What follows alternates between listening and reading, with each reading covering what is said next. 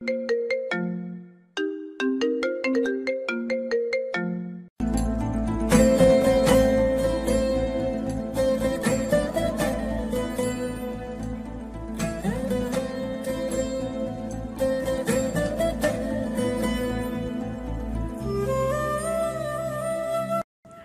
Cabin থেকে তাড়াহুড়ো করে বেরিয়ে আসছিলাম। সাকিবও তখন কেবিনে ঢুকছিল। দুজনের মধ্যে ধাক্কা লেগে গেল, আমি পড়ে গেলাম, সাথে আমার মুখ থেকেও মাস্কটা পড়ে গেল। সরি, একদম দেখতে পাইনি। আপনার কোথাও লাগেনি তো? It's okay, I am fine, don't be tense. Sakib আরও কিছু বলতে চাইল, কিন্তু আমি কিছু বলার সুযোগ না দিয়ে হনন করে রুমে চলে আসলাম। রুমটা হসপিটালের আবাসিকদের এক কর্নারে, বুঝতেই পারছেন, ভিআইপি রুম। আমি রুমে এসে আয়নার সামনে দাঁড়িয়ে কাঁদতে লাগলাম। আমাকে মাফ করে দিস দোস্ত, তুই এত কাছে, তবুও তোকে আমার পরিচয় দিতে পারছি না, তোকে একবার বুকে জড়িয়ে নিতে পারছি না। কিভাবে বুকে জড়িয়ে নেব বল? আজ বেঁচে থেকেও আমি সবার কাছে মৃত, কিভাবে তোদের কাছে গিয়ে নিজের পরিচয় দেব বল? আমাকে মাফ করে দিস দোস্ত, আমাকে মাফ করে দিস। এইসব বলে আমি কাঁদতে লাগলাম। কোনোদিন তোকে মাফ করব না। পিছন থেকে এই কথা শুনে আমি পিছনে ঘুরে তাকালাম। হ্যাঁ, যা ভেবেছি তাই, সাকিব দাঁড়িয়ে আছে। আমি মাথা নিচু করে নিলাম। তোকে কোনোদিন মাফ করব না। এতগুলো দিন আমাদের সাথে যোগাযোগ রাখিসনি। তোর আইডিয়া আছে কতটা কষ্টে আমরা ছিলাম? আমরা তো তোকে কষ্ট দিইনি, তাহলে আমাদেরকে কেন কষ্ট দিলি বল? তোর আইডিয়া আছে সিমি কতটা কষ্ট পেয়েছে, মা কতটা কষ্ট পেয়েছে? এমন কোনো দিন নেই যে তোর জন্য চোখের পানি ফেলেনি। তাদের চোখের পানির কোনো দাম নেই তোর কাছে, তাই না? এতটা স্বার্থপর কিভাবে হতে পারলি? আমি কোনো কথা বলছি না, মাথা নিচু করে চোখের পানি ফেলছি। নিজেকে খুব চালাক ভাবিস, তাই না? ভাবছিস তোর মতো চালাক এই পৃথিবীতে কেউ নেই। আরে তোর নিঃশ্বাসের শব্দটাও আমার চেনা। আমি কোনো কথাই বলছি না। কালকে তুই যখন বেরিয়ে যাচ্ছিলি, তোর হাঁটার স্টাইল দেখে আর লামিয়ার কথা শুনে আমার সন্দেহ হয়, আর আজ তোর বয়স শুনে কনফার্ম হলাম। আমি কোনো কথা বলছি না, শুধু মাথা নিচু করে কাঁদছি। এখন আমাকে জড়িয়ে ধরবি নাকি কেলানি খাবি শালা? আমি আর নিজেকে আটকে রাখতে পারলাম না, দৌড়ে গিয়ে ওকে জড়িয়ে ধরলাম। আমাকে মাফ করে দে দোস্ত, বুঝতে পারিনি তোদের এতটা কষ্ট দিয়ে ফেলেছি, মাফ করে দে দোস্ত। শালা তোর মাপ নেই, আমাকে না জানিয়ে বিয়ে করেছিস। না ভাইয়া, আপনি ভুল ভাবছেন, আমাদের বিয়ে হয়নি। অনেকবার জোর করেছি, কিন্তু ওই যে এক কথা, মা বোন আর কলিজার বন্ধু ছাড়া নাকি বিয়ে করবে না, তাই শুধু আংটি পরিয়ে রাখছে। তুমি কখন আসলে? অনেকক্ষণ হলো, তোমাদের বন্ধুত্বের গভীরতা দেখলাম। সত্যি এইভাবে সারা জীবন থেকো। ইনশাআল্লাহ। অত কথা বাদ দিয়ে নাস্তা করে নিয়ে আসো। নিয়েই এসেছি, এই দেখো তোমার প্রিয় গাজরের হালুয়া আর পায়েস। এইসব কোথায় পেলে? স্বয়ং মায়ের হাতের রান্না। লামি আমাকে আর সাকিবকে নাস্তা দিল। আমি নাস্তা খাচ্ছি আর চোখের পানি ফেলছি। অনেকদিন পর আজ মায়ের হাতে রান্না খেলাম। আমার কান্না দেখে লামিয়া আমার চোখের পানি মুছে দিয়ে কপালে একটা ভালোবাসার পরশ এঁকে দিয়ে দৌড়ে পালালো অন্য রুমে। আমি হাসবো নাকি কাঁদবো কিছুই বুঝতে পারছি না। বাহ বাহ বাহ, এটা কি হলো দোস্ত? আমি লজ্জায় মাথা নিচু করে নিলাম। ওলে বাবালে, লজ্জাবতীটা রে। আচ্ছা, আমি একটা জিনিস ভেবে পাচ্ছি না, তোর মতো হাপা গোপার কপালে এরকম একটা মাশাআল্লাহ ভাবি জুটলো কিভাবে? ওই শালা, আমি কি কোনোদিন বলেছি তোকে বাঁদরের গলায় মুক্তার মালা? এভাবে বলতে পারলি শালা? দুজনেই আড্ডা দিতে লাগলাম। আচ্ছা দাঁড়া, সাবিরকে আসতে বলি, ও মনে হয় লিমার কেবিনে আছে। থাক না দোস্ত, ওদেরকে একটু একলা সময় কাটাতে দে। বুঝতে পারছি এখনও রেগে আছিস, তবে যাই বল, সাব্বিরের কোনো দোষ ছিল না, আর লিমাও তোকে খুব ভালোবাসতো, তাই তোর সাথে কোনো মেয়েকে সহ্য করতে পারেনি। তোর কোলে অন্য মেয়েকে দেখে খুব ভেঙে পড়েছিল, তাই সাব্বির ওকে সাপোর্ট দিয়েছে শুধু। আর হয়তো তুই ভাবছিস সাব্বির লিমার সাথে রিলেশনে গিয়েছিল, এটা ভুল। সাব্বির জান্নাতকে ভালোবাসে। আমি কিছু বললাম না। সাকিব সাব্বিরকে আসতে বলল। কিছুক্ষণ পর সাব্বির আসলো, এসে দরজায় নক করলো। খোলাই আছে, আসতে পারিস। সাব্বির রুমে এসে দেখে আমি আর সাকিব বসে আছি। আমাকে দেখে সে শক খায়। এরপর কিছুক্ষণ চোখে অশ্রু নিয়ে অনেকক্ষণ আমার দিকে তাকিয়ে থাকে।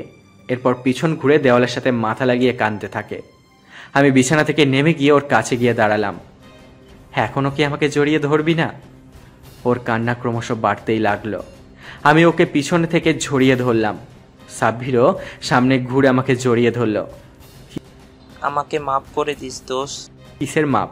আমরা তো বন্ধু, তাই না শালা? আমি কারো কিছু না, আমি চলে যাচ্ছি। সাকিবের কথা শুনে ওকে হাতের ইশারায় ডাকলাম। সাকিবও আমাদের সাথে যোগ দিল। তারপর তিনজন একসাথে জড়িয়ে ধরে অনেকক্ষণ কাঁদলাম। অন্যদিকে লামিয়ার রান্না শেষ। সবাই মিলে খাওয়া দাওয়া করলাম। লামিয়া আমাকে খাইয়ে দিচ্ছে, আর আমার খাওয়া দেখে ওরা হাসছে। প্লিজ ভাইয়া, হাসবেন না। ওর এটা ডেইলি রুটিন। আমি নিজের হাতে না খাওয়ালে ও খায় না, আর আমিও এতে অনেক শান্তি পাই। তাই বলে এত বড় গাধাকে খাওয়াবি? হই শালা, আমি আমার বউয়ের হাতে খাচ্ছি, তাতে তোদের কি রে? আর কেউ কিছু বলছে না, শুধু হাসছে। খাওয়া শেষ করে ওদেরকে বিদায় দিলাম, আর বললাম যেন আমার কথা কাউকে না বলে, আর লিমার খেয়াল রাখে। পরের দিন লামিয়া রান্না করে নিয়ে কোথায় যেন গেল, আর সন্ধ্যায় ফিরল। কোথায় গেছিলে? রাগ করবে না তো? রাগ করবো কেন, বলো। বাবার কাছে গেছিলাম, জানো বাবার অবস্থা খুব খারাপ। আমি ওকে আর কিছু বলার সুযোগ না দিয়ে ওয়াশরুমে চলে গেলাম। কিছুক্ষণ পর বেরিয়ে দেখি লামিয়া সেই আগের জায়গায় দাঁড়িয়ে আছে, আর চোখে স্পষ্ট পানি দেখতে পেলাম। এভাবে দাঁড়িয়ে আছো কেন? লামিয়া দৌড়ে এসে আমাকে জড়িয়ে ধরে বলতে লাগলো, আমাকে মাফ করে দাও, আমি তোমার অনুমতি না নিয়েই গেছি। আমার উপরে রাগ হলে মারো বকো, তবুও কথা না বলে থেকো না, মরে যাব। দূর পাগলি, আমি তোমার উপর রেগে নেই, তুমি তোমার কর্তব্য ভালোই করেছো। তোদের রোমান্স শেষ হলে আসতে পারি? সাকিবের কথা শুনে লামিয়া দৌড়ে পালালো। সাকিব আর সাব্বির হাসতে লাগলো। লজ্জা পেতে হবে না, ওটা নারীর ভূষণ, তুই বেটা ছাওয়াল ছালা। তোরাও না। আচ্ছা, যে কারণে তোদের আসতে বলেছি, আগামীকাল সিমিয়াপুর জন্মদিন, ওকে সারপ্রাইজ দেবো। কি কি করতে হবে জানিস তো? জানি। আমিও যাব কিন্তু। আচ্ছা, যেও। পরের দিন সাকিব, সাব্বির আর লামিয়া পুরো বাড়ি সাজিয়েছে। রাত 12টার কিছুক্ষণ আগে আপুর ফেভারিট কেক নিয়ে প্রবেশ করলাম আমি। আপুর জন্য খয়েরি কালারের একটা শাড়ি নিয়েছি। সিমি আপুর চোখ বেঁধে নিয়ে আসা হলো। রাত 12টায় উইশ করে চোখের বাঁধন খুলে দিল সাকিব, আর আমি সামনে দাঁড়িয়ে আছি। আপু আমাকে দেখে যা করলো তা আমি ভাবতেই পারলাম না। সিমি আপু আমার দেওয়া শাড়িটা পরেছে। সাকিব সিমি আপুর চোখ বেঁধে নিয়ে আসলো, এসে আমার সামনে দাঁড় করিয়ে দিল। এরপর পিছন থেকে সাকিব আপুর চোখে বাঁধন খুলে দিল, দিয়ে সামনে এসে বলল, সারপ্রাইজ। আপু আমার দিকে শুধু তাকিয়ে আছে, কোনো কথা বলছে না। চোখ দিয়ে অঝরে পানি ঝরছে, যেন সে তার বাকশক্তি হারিয়ে ফেলেছে। কেমন দিলাম সারপ্রাইজ? কি ভাবছেন আমাকে মেরেছে? না, এবার আমার গালে পড়েনি, সাকিবের গালে পড়েছে। সাকিব চর খেয়ে মাথা নিচু করে নিয়েছে, আর কিছু বলছে না। তোর সারপ্রাইজের গোষ্ঠী মারি। তোকে গত 2 দিন ধরে আমার সন্দেহ হচ্ছিল। আমি তোকে কতবার প্রশ্ন করেছি, তুই একটাবার আমাকে বলেছিস তুই না আমাকে ভালোবাসিস। এই তোর ভালোবাসা? নিজের ভালোবাসার মানুষের কাছে মনের কথা লুকানো, এই কি রকম ভালোবাসা? আজ মনে হচ্ছে তুই আমাকে ভালোই বাসিস না। সাকিব মাথা নিচু করে আছে, ওর চোখে পানি। এসব তুমি কি বলছো? সব সত্যি বলছি। আজ থেকে তোর সাথে আমার কোনো সম্পর্ক নেই। যে ভালোবাসার মানুষের কাছে মনের কথা লুকায়, এমন কাউকে আমি চাই না। সিমি আপু কাঁদতে কাঁদতে বলতে লাগলো। আমি নির্বাক দর্শকের মতো দাঁড়িয়ে আছি। সিমি আপু চেঁচামেচি শুনে মা এই রুমে চলে আসলো। কি হয়েছে এত চেঁচা? আর কিছু বলতে পারলো না। আমাকে সামনে দাঁড়িয়ে থাকতে দেখে চশমাটা খুলে মুছে আবারও চশমাটা পরে নিল। এরপর ভালোভাবে তাকালো, গুটি গুটি পায়ে আমার দিকে এগিয়ে এসে আমার মুখে হাত বোলাতে লাগলো। আমি হাতটা ধরে মুখের কাছে নিয়ে চুম্বন করতে লাগলাম। বাবু, তুই ফিরে এসেছিস, তুই মায়ের কাছে ফিরে এসেছিস বাবা। আমি জানতাম আমার বাবু আমার কাছে ফিরে আসবে। সিমি দেখ, তোকে বলেছিলাম না আমার বাবুর কিছু হয়নি, আমার বাবুর কিছু হতেই পারে না। আমি মাকে জড়িয়ে ধরলাম। হ্যাঁ মা, আমি ফিরে এসেছি, তোমার বাবু ফিরে এসেছে মা। আল্লাহ তাআলার রহমতে আর তোমাদের দোয়ায় আমার কিছুই হয়নি। মা আমাকে জড়িয়ে ধরে কাঁদতে লাগলো। আজ কতদিন পর মাকে জড়িয়ে ধরলাম। এতদিন কোথায় ছিলিস বাবা? মায়ের কথা একটাবারও মনে পড়েনি, একটাবারও খবর নিতে মন চায়নি? জানিস না তোর মাটা তোকে ছাড়া একদম থাকতে পারে না? এত অভিমান তোর আমাদের ওপর। আমাকে মাফ করে দাও মা, কিন্তু বিশ্বাস করো তোমাদের ছাড়া একদম ভালো ছিলাম না আমি। এরপর মাকে কিছুক্ষণ জড়িয়ে ধরে আমি কাঁদলাম। এরপর মাকে ছেড়ে দিয়ে লামিয়াকে সামনে এনে বললাম, মা, এ হচ্ছে লামিয়া, তোমার ছেলের হবু বউ। তোমাকে না জানিয়ে পছন্দ করেছি, এর জন্য আমাকে ক্ষমা করে দিও মা। ধুর পাগল, বৌমা হিসেবে নয়, মেয়ে হিসেবে লামিয়াকে অনেক পছন্দ হয়েছে। আমি আর লামিয়াকে মাকে জড়িয়ে ধরলাম। পাগলি মেয়ে, আগে বলবি না তুই আমার হবু বউ? সরি মা। দূরে সিমি আপু দাঁড়িয়ে আছে। সাকিব হঠাৎ করে রুম থেকে বের হয়ে গেল। আচ্ছা মা, আমি যাই। আমি ভাবতে পারিনি এত বছর পর ফিরে এসে আবার তোমাদের জীবনে সমস্যা সৃষ্টি করব। আমাকে সবাই মাফ করে দিও। লামিয়া চলো। আমি লামিয়ার হাত ধরে চলে যেতে লাগলাম। সিমি আপু বলে উঠল, আর এক পা ফেলে দেখ, খুন করে ফেলবো। যেখানে আমার বন্ধুকে অপমান করা হয় সেখানে আমি থাকবো না। আমি এখানে আর এক মুহূর্তও থাকবো না। সিমি আপু আমাকে জড়িয়ে ধরে গোটা মুখে চুমু দিতে লাগলো। আর ছেড়ে যাস না ভাই, অনেক কষ্ট পেয়েছি। এবার চলে গেলে আর বাঁচবো না রে, মরে যাব। প্লিজ আর ছেড়ে যাস না। আমি সিমি আপুকে ছাড়ানোর চেষ্টা করছি। লামিয়া আমার হাত চেপে ধরল। আমি চুপ হয়ে গেলাম। সিমি আপু অনেকক্ষণ আমাকে জড়িয়ে ধরে কাঁদল। সাকিবের এখানে কোনো দোষ নেই আপু। আমি ওকে কাউকে বলতে মানা করেছিলাম, আর তুই ওকে ভুল বুঝলি। সরি, আমার ভুল হয়েছে। আমি নিজের রাগকে কন্ট্রোল করতে পারিনি। সরি আমাকে না বলে সাকিবকে বল। যা, ওকে মানিয়ে নিয়ে আয়। আচ্ছা যাচ্ছি। আপু চলে গেল। আমরা ওদের জন্য অপেক্ষা করতে লাগলাম। ওইদিকে সাকিব বাবা মায়ের কবরের পাশে গিয়ে দাঁড়িয়ে আছে আর চোখের পানি বিসর্জন দিচ্ছে। সিমি আপু পিছন থেকে বলে উঠল, কি ব্যাপার মা, বাবার কাছে আমার নামে নালিশ দেওয়া হচ্ছে? আমিও কিন্তু নালিশ দিব। সাকিব কোনো কথা বলছে না। কি হলো, কথা বলছো না কেন? আপনি এখানে কেন? বাহ, তুমি থেকে আপনি? হ্যাঁ, আপনার ভাই এখন ফিরে এসেছে। আপনাদের পরিবার এখন পূর্ণ, তাই আপনারা আনন্দ করেন। আমাকে খুঁজতে এসেছেন কেন? সরি, আমার ভুল হয়ে গেছে। আমাকে মাফ করে দাও প্লিজ। আমার তখন মাথা ঠিক ছিল না, কি বলতে কি বলে ফেলেছি। সিমি আপু সাকিবকে জড়িয়ে ধরে বলতে লাগলো। সাকিব সিমি আপুকে ছাড়িয়ে দিয়ে বলল, আরে কি বলছেন এসব? ভুল তো আমার, আপনি ঠিক বলেছেন, আমি সরি। এই বলে সাকিব চলে যেতে লাগলো আর সিমি আপু মাটিতে বসে কাঁদতে লাগলো। আমি একটু দূরেই দাঁড়িয়েছিলাম। সাকিবের সামনে গিয়ে দাঁড়ালাম। শালা, আমার বোনকে কষ্ট দিস? ও না হয় একটা ভুল করে ফেলেছে, তার জন্য মাফ করে দে আর ওকে বুকে টেনে নে। যা শিগগিরই। সাকিব কিছু বলছে না, মাথা নিচু করে শুধু দাঁড়িয়ে আছে। কি এখন যাবি না মার খাবি? সাকিব গিয়ে আপুকে ওঠালো। আপু সাকিবকে জড়িয়ে ধরল। আমাকে মাফ করে দাও প্লিজ, আর কখনো এমন করব না। আরে ঠিক আছে পাগলি, আর ক্ষমা চাইতে হবে না। হয়েছে, আর পীড়িত করতে হবে না। এখন চল, আমরা গিয়ে কেক কাটবো। আপু লজ্জায় মুখ লোকালো। তুই যখন করিস শালা, আমাদের দেখে জ্বলছে। আর আমরা তিনজন হেসে দিলাম। তারপর রুমে এসে দেখি সাব্বির জান্নাতের সাথে কথা বলছে। এগিয়ে যাও বর্ষ, জাতি আপনাদের পাশে আছে। তোর শালা, কি যে বলিস। আজ বোনেদের জন্য সবার মুখে শালা ডাক শুনতে হচ্ছে। সবই কপাল, আমি শুধু কাউকে শালা ডাকতে পাচ্ছি না। ফাজিল কোথাকার। সবাই হেসে দিলাম। এরপর কেক কাটলাম। সবাই অনেক মজা করলাম। এরপর সবাই আড্ডা দিতে লাগলাম। ভাই, তুই এতদিন কোথায় ছিলিস? আর আজকে এই পজিশনে কেমনে আসলি, সব বলতে হবে আজকে। না, অন্য কোনো একদিন। না, আজকেই। আচ্ছা তাহলে শোন, আজ এই সব কিছুই হয়েছে ওর জন্য। ও আমার জীবনে না আসলে হয়তো আজ আমার জীবন এরকম হতো না। কেমন করে লামিয়া ভাবি তোর জীবনে আসলো? আচ্ছা শোন। তারপর আমি অতীতে ফিরে গেলাম। সেদিন বাড়ি থেকে বেরিয়ে এয়ারপোর্টে গিয়ে তোদের সাথে কথা বলার পর আমি তাড়াহুড়ো করে ভিতরে ঢুকলাম। হঠাৎ করে মাথা যেন ঘুরতে শুরু করে, সমস্ত শরীর ঘামতে শুরু করে, চোখ যেন ঝাপসা হতে শুরু করে। এরপর হঠাৎ করে আমি সেখানেই মাথা ঘুরে পড়ে যাই। ও আর আঙ্কেলও এয়ারপোর্টে ছিলেন। আমি আমার মাথা ঘুরে পড়ে গেলাম আর ও দৌড়ে কাছে এসে আমার মাথা কোলে নিয়ে বলতে লাগে, এই আপনার কি হয়েছে? কথা বলছে না কেন? কথা বলেন। আব্বু, একটু পানি দাও প্লিজ। আঙ্কেল পানি এনে দেয় আর সবাই হাসপাতালে নিয়ে যেতে চাইলে ও কারো কাছে আমাকে ছাড়ে না। একটু পর আমার জ্ঞান ফিরে আসে। জ্ঞান ফিরে দেখি আমি ওর কোলে শুয়ে আছি। আমি উঠতে চাইলেও ও জোর করে শুয়ে দিয়ে বলতে থাকে, আপনাকে উঠতে হবে না। আপনার কি হয়েছিল?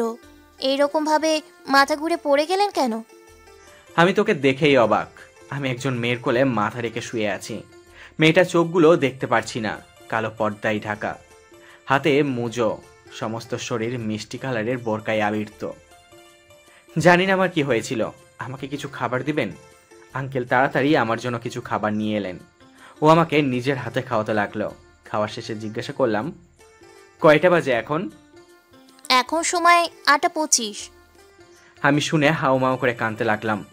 না, এ হতে পারে না। আমার জীবন এভাবে শেষ হয়ে যেতে পারে না। আমার স্বপ্ন নষ্ট হতে পারে না। আপনি সত্যি বলছেন তো? হ্যাঁ, সত্যি বলছি। আমি তারপর জোরে জোরে কাঁদতে লাগলাম। মা, আমাকে মাফ করে দাও মা। আমি তোমার স্বপ্ন পূরণ করতে পারলাম না। আমি তোমার ভালো ছেলে হয়ে উঠতে পারলাম না। তোমার ছেলের সব স্বপ্ন শেষ হয়ে গেল। হে আল্লাহ, আমি কি এমন পাপ করেছি যে আমার সাথে সবসময় এরকম হয়? এর থেকে আমাকে উড়িয়ে নিতেন, তবুও ভালো হতো। আমি আর বেঁচে থেকে কি করব? আপনি আমাকে উঠিয়ে নেন।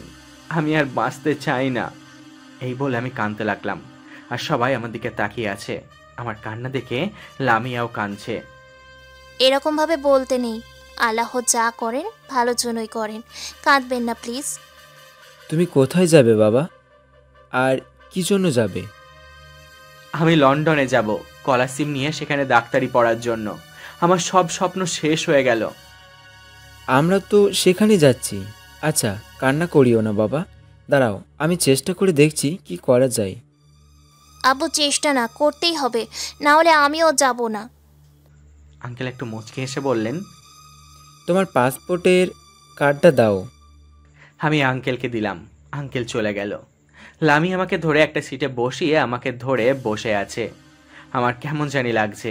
আমি সরে যেতে চাইলে লামিয়া বলল, একদম সরে যাওয়ার চেষ্টা করবেন না। আমি কি বাঘ নাকি ভালুক যে আপনাকে খেয়ে ফেলেছি? আপনার শরীর অনেক খারাপ, তাই সরে যেতে হবে না। আমি কিছু বললাম না। আমি শুধু মাথা নিচু করে নিলাম। কিছুক্ষণ পর আঙ্কেল ফিরে আসলো। কি হলো আঙ্কেল? আঙ্কেল কিছু বলছে না। তাহলে কি আমার সব স্বপ্ন শেষ? আমি কি আর ডাক্তারি পড়তে পারবো না? আল্লাহ, তুমি তো দয়ালু। তুমি এটা করতে পারলে। আমার সাথে কেন এমন করলে? এই বলে আমি কাঁদতে লাগলাম। আরে ধুর বোকা, আগে আমার কথা শুনবে তো। 8:45-এ আমাদের ফ্লাইট। সাথে তুমিও যাচ্ছ, স্কলারশিপে যাচ্ছ, তাই ওরা এলাও করেছে। আমি কিছু বলার আগেই লামিয়া বলতে লাগলো, আব্বু, তুমিও না। ছেলেটাকে শুধু শুধু কাঁদানোর কি ছিল? তোমাকে অনেক ধন্যবাদ। আচ্ছা চলেন, আমাদের ফ্লাইটের সময় হয়ে গেছে। লামিয়া আমাকে ধরে নিয়ে যেতে লাগলো। আর আঙ্কেল মুচকি মুচকি হাসছে। লন্ডনে পৌঁছানোর পর এয়ারপোর্টের বাইরে এসে আঙ্কেলকে বললেন, কোথায় থাকবে তুমি? কোথাও ঠিক করা আছে কি? এইসব কি বলছো আব্বু? কেন? আমি কি বললাম আবার? উনি আমাদের সাথেই যাবেন। আর এই অচেনা শহরে উনি কোথায় যাবেন বলো? কিন্তু কিসের কিন্তু? কোনো কিন্তু না। আর একটা কথা বললে কি যে করব আমি নিজেই জানি না। এই বলে লামিয়া একটা কারে গিয়ে উঠল। আমাদের কাণ্ড দেখে আঙ্কেল শুধু হাসছেন। কি করবে এবার? আমি কিছু না বলে কারে গিয়ে উঠলাম। আঙ্কেল মুচকি হাসি দিয়ে কারে এসে বসলেন। কিছুক্ষণ পর বাসায় পৌঁছালাম। বাসাটা খুব সুন্দর। আমাকে একটা রুম দেখিয়ে দেওয়া হলো। এটা আমার রুম ছিল, এখন থেকে তোমার। আর পরিচিত হয়নি, আমি লামিয়া চৌধুরী, বাবা মায়ের একমাত্র মেয়ে। এটা আমাদের নিজস্ব বাসা। আব্বু এখানে বিজনেস করে। আমি সাফ আলী ইসলাম, বাবা মায়ের একমাত্র অবহেলিত ছেলে। অবহেলিত মানে? না, কিছু না। যাই হোক, আমরা কি বন্ধু হতে পারি? না, আমি আর কারোর সাথে বন্ধুত্ব করতে চাই না। লামিয়া মন খারাপ করে চলে গেল। এরপর লামিয়া আমার অনেক কেয়ার করত, আমার কাছে আসতে চাইতো, কিন্তু আমি ওকে আসতে দিতাম না। সব সময় আমি ওকে এড়িয়ে চলতাম। আজ মেডিকেলের প্রথম দিন। গেটে ঢুকতেই র্যাগিংয়ের শিকার হলাম। লামিয়াও ঢুকছিল। আমাকে মাথা নিচু করে দাঁড়িয়ে থাকতে দেখে লামিয়া আমার হাত ধরে টেনে নিয়ে চলে গেল। কেউ কিছু বলল না। বুঝলাম মেয়েটার পাওয়ার আছে। একটু দূরে গিয়ে আমাকে ছেড়ে দিয়ে চলে গেল। আমি কিছুই বুঝলাম না। এভাবেই দিন চলছে। লামিয়া অনেকভাবে আমাকে বোঝানোর চেষ্টা করে, কিন্তু আমি বুঝি না। একদিন একটা মেয়ে আমাকে ডাক দেয়, আর আমি ওকে সাড়া দিয়ে কথা বলতে থাকি। হঠাৎ লামিয়া এসে মেয়েটাকে ঠাস ঠাস করে চড় মেরে বলতে লাগলো, এই মেয়ে, তোমার লজ্জা করে না একটা অপরিচিত ছেলের সাথে কথা বলতে? তোমার কি লজ্জা বলতে কিছু নেই? আর আপনাকে বলি, আপনি নাকি কারোর সাথে বন্ধুত্ব করবেন না? ওর মধ্যে কি এমন আছে যা আমার মধ্যে নেই? আর রাগটাকে কন্ট্রোল করতে পারলাম না, বসিয়ে দিলাম দুটো। একদম বাজে কথা বলবে না, বুঝে কথা বলবে। একটা মেয়ের বিষয়ে খারাপ মন্তব্য করতে তোমার লজ্জা করে না? আমার পিছনে পড়ে আছো কেন? আমাকে মুক্তি দাও প্লিজ। আমার কথা শুনে লামিয়া কাঁদতে কাঁদতে চলে গেল।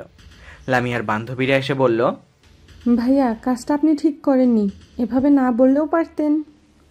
ওরাও চলে গেল। আমি মেয়েটাকে সরি বলে চলে গেলাম। সারাদিন কিছু ভালো লাগছে না, কিছুই খাইনি। তারপর রাতে বাসায় গেলাম, আর আঙ্কেল লামিয়াকে বলল, লামিয়া যাও তো মা, সালাফিকে ডেকে আনো। কেন ডাকতে হবে কেন? আমরা যে দয়া দেখিয়েছি, খাওয়াচ্ছি, এতেই অনেক।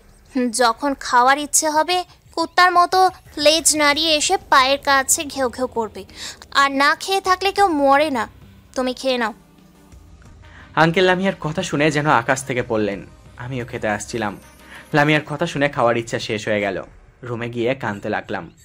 কিছুক্ষণ পর আঙ্কেল প্লেটে করে খাবার নিয়ে আমার রুমে আসলেন।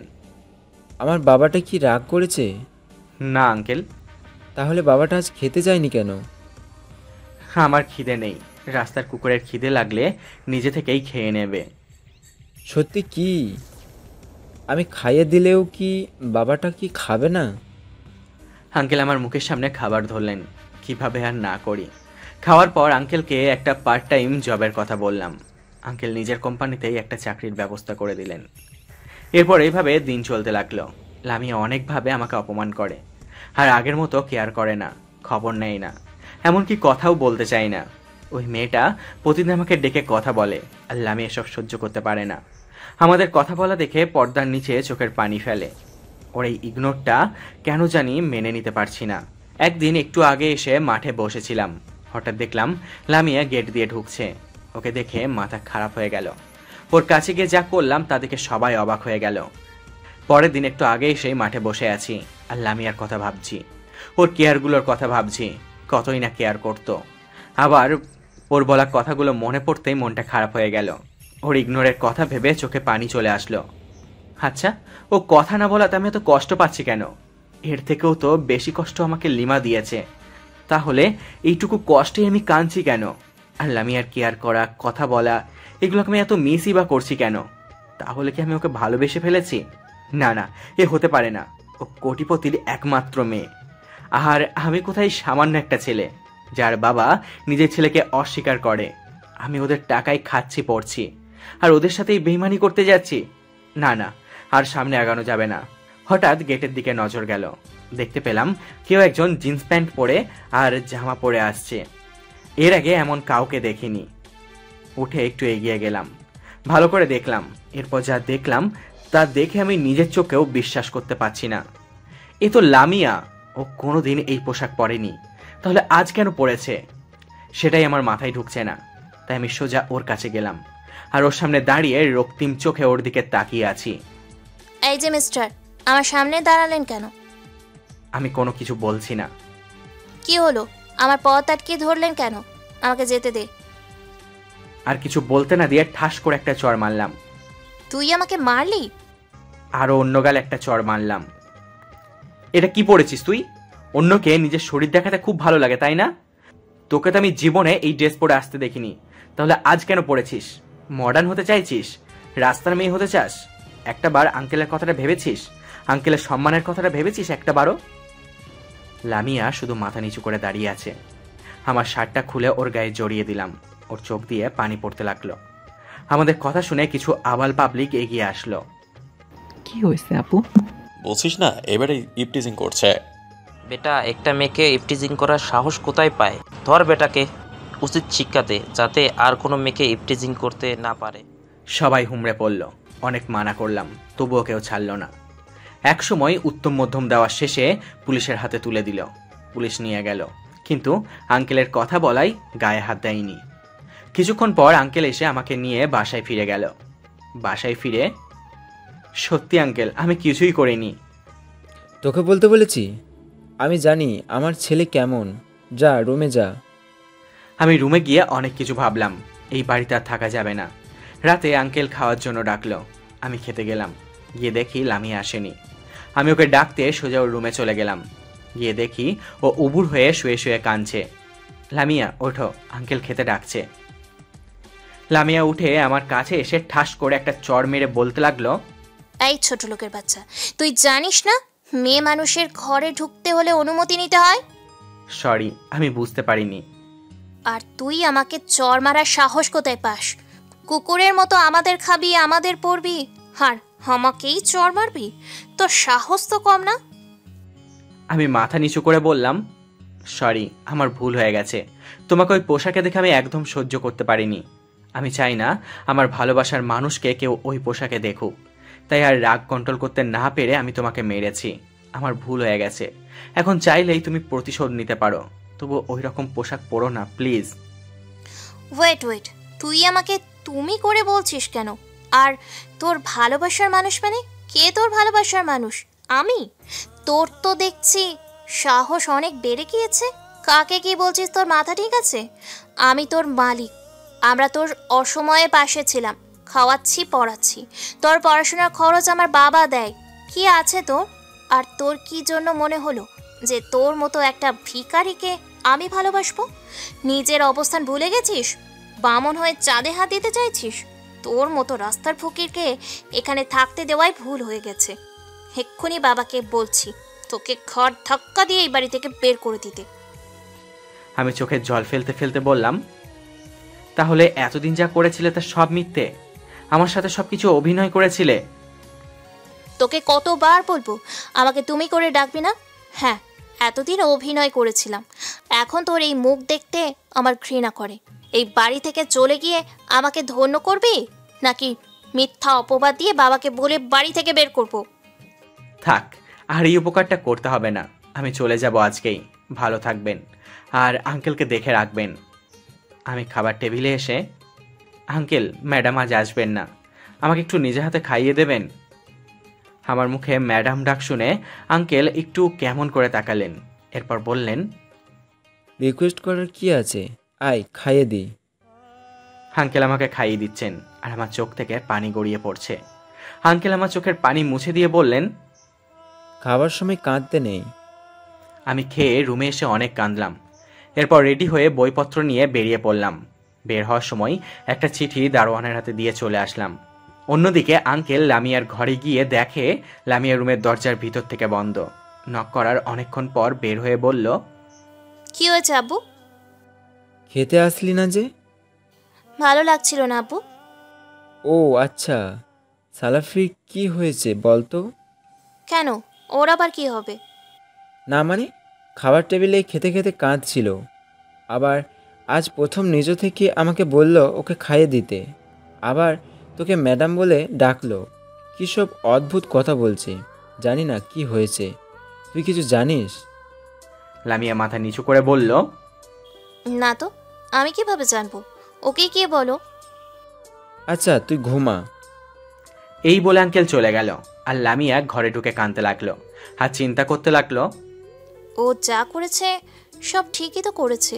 কোনো ভালোবাসার মানুষ তো খারাপ পোশাকে দেখতে পারবে না। আর আমি কেন বোকামি করে ওই সব পোশাক পরতে গেলাম? ছি, আমি তো কোনো দিন ওই সব পরিনি। শুধু শুধু এতগুলো মানুষের মার খেলো, আর আমি কেন ওর সাথে এরকম ব্যবহার করতে গেলাম? থাপ্পড় মারতেই বা কেন গেলাম? না, আজ একটু বেশি করে ফেলেছি। আমার কি দোষ? আগে যদি বলতো ভালোবাসে, তাহলে কি এইসব বলতাম? পাগলটা মনে হয় খুব কষ্ট পেয়েছে। যাই দেখে আসি পাগলটা কি করছে। এই বলে লামিয়া চোখ মুছে আমার থাকার রুমে গিয়ে দেখলো আমার রুমের দরজা খোলা। তাই ঢুকে পড়ল। ঢুকে দেখে আমি নেই। গোটা বাড়ি ছাদে খুঁজলো, কিন্তু আমাকে পেল না। এরপর দারোয়ানের কাছে গিয়ে বলল, uncle, do you know where is Salafi? চাচা, আপনি কি জানেন সালাফি কোথায়? Salafi ran alone, sometimes ago with his necessary things. সালাফি কিছুক্ষণ আগে তার প্রয়োজনীয় জিনিসপত্র নিয়ে চলে গেছে। Where had he run alone? Why did you get permission to do? কোথায় চলে গিয়েছে? আর আপনি ওকে যাওয়ার অনুমতি দিলেন কেন? Sorry, he give me a letter to give you. দুঃখিত, সে আপনাকে দেওয়ার জন্য আমাকে একটা চিঠি দিয়ে গেছে। লামিয়া চিঠিটা খুলে পড়ে আঙ্কেলের রুমের সামনে গিয়ে দরজা ধাক্কাতে লাগলো। আঙ্কেল দরজা খুলে দেখে লামিয়া কাঁদছে। লামিয়া আঙ্কেলকে দেখে বুকে ঝাঁপিয়ে পড়ে কাঁদতে লাগলো। কি হয়েছে, কাঁদছিস কেন? লামিয়া কিছু বলতে পারছে না। আঙ্কেল ওকে বিছানায় বসিয়ে শান্ত করে বলল, কি হয়েছে মা, বল। লামিয়া চিঠিটা আঙ্কেলের হাতে দিল। আঙ্কেল চিঠিটা খুলে পড়তে লাগলো। চিঠিতে লেখা ছিল, প্রথমে আমার সালাম নিবেন। আপনাদের জন্য আজ আমি এই স্থান পর্যন্ত আসতে পেরেছি। আপনারা না হলে হয়তো আজ আমি এই পর্যন্ত আসতে পারতাম না। আপনাদের জন্যই আজ আমি জীবনযুদ্ধে লড়াই করতে পারছি। আপনাদের টাকায় খাচ্ছি, পড়ছি। এর জন্য আপনাদেরকে অনেক ধন্যবাদ। হয়তো আপনাদের ঋণ আমি কখনোই শোধ করতে পারবো না। জানেন আঙ্কেল, আপনাকে পেয়ে আমার বাবার অভাবটা কখনোই বুঝতে পারিনি। আমার বাবার আসনে আপনাকে বসিয়েছিলাম, আর সারা জীবন সেই স্থানেই থাকবেন ইনশাল্লাহ। সেই বাবাকে আজ না বলেই চলে আসছি। আমাকে মাফ করে দেবেন। আর ম্যাডাম, আপনাকে চড় মারার জন্য আমি সত্যিই দুঃখিত। পারলে আমায় মাফ করে দেবেন। আর চটটা মেরে একদম সঠিক কাজ করেছেন।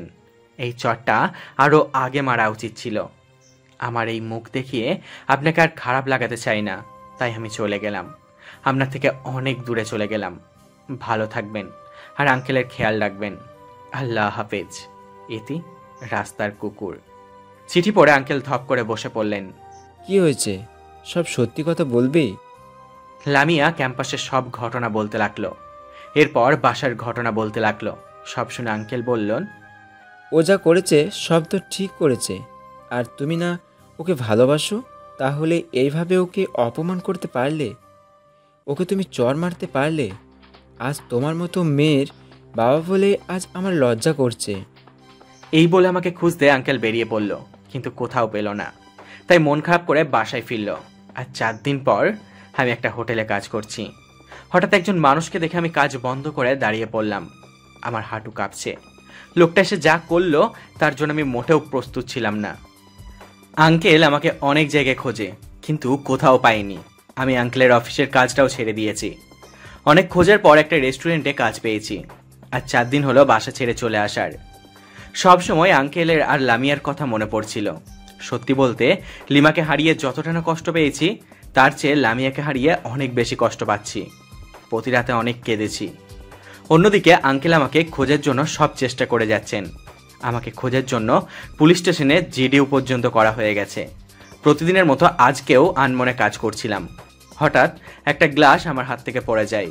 ম্যানেজার এসে ঠাস ঠাস করে চড়িয়ে বলতে থাকে, এই কাজ করার সময় তোর মন কোথায় থাকে? ছোট লোকের বাচ্চা ভিখারি, তুই তো এই ক্লাসটা ভেঙে এখন এই ক্লাসের দাম তোর কোন বাপ দিবে?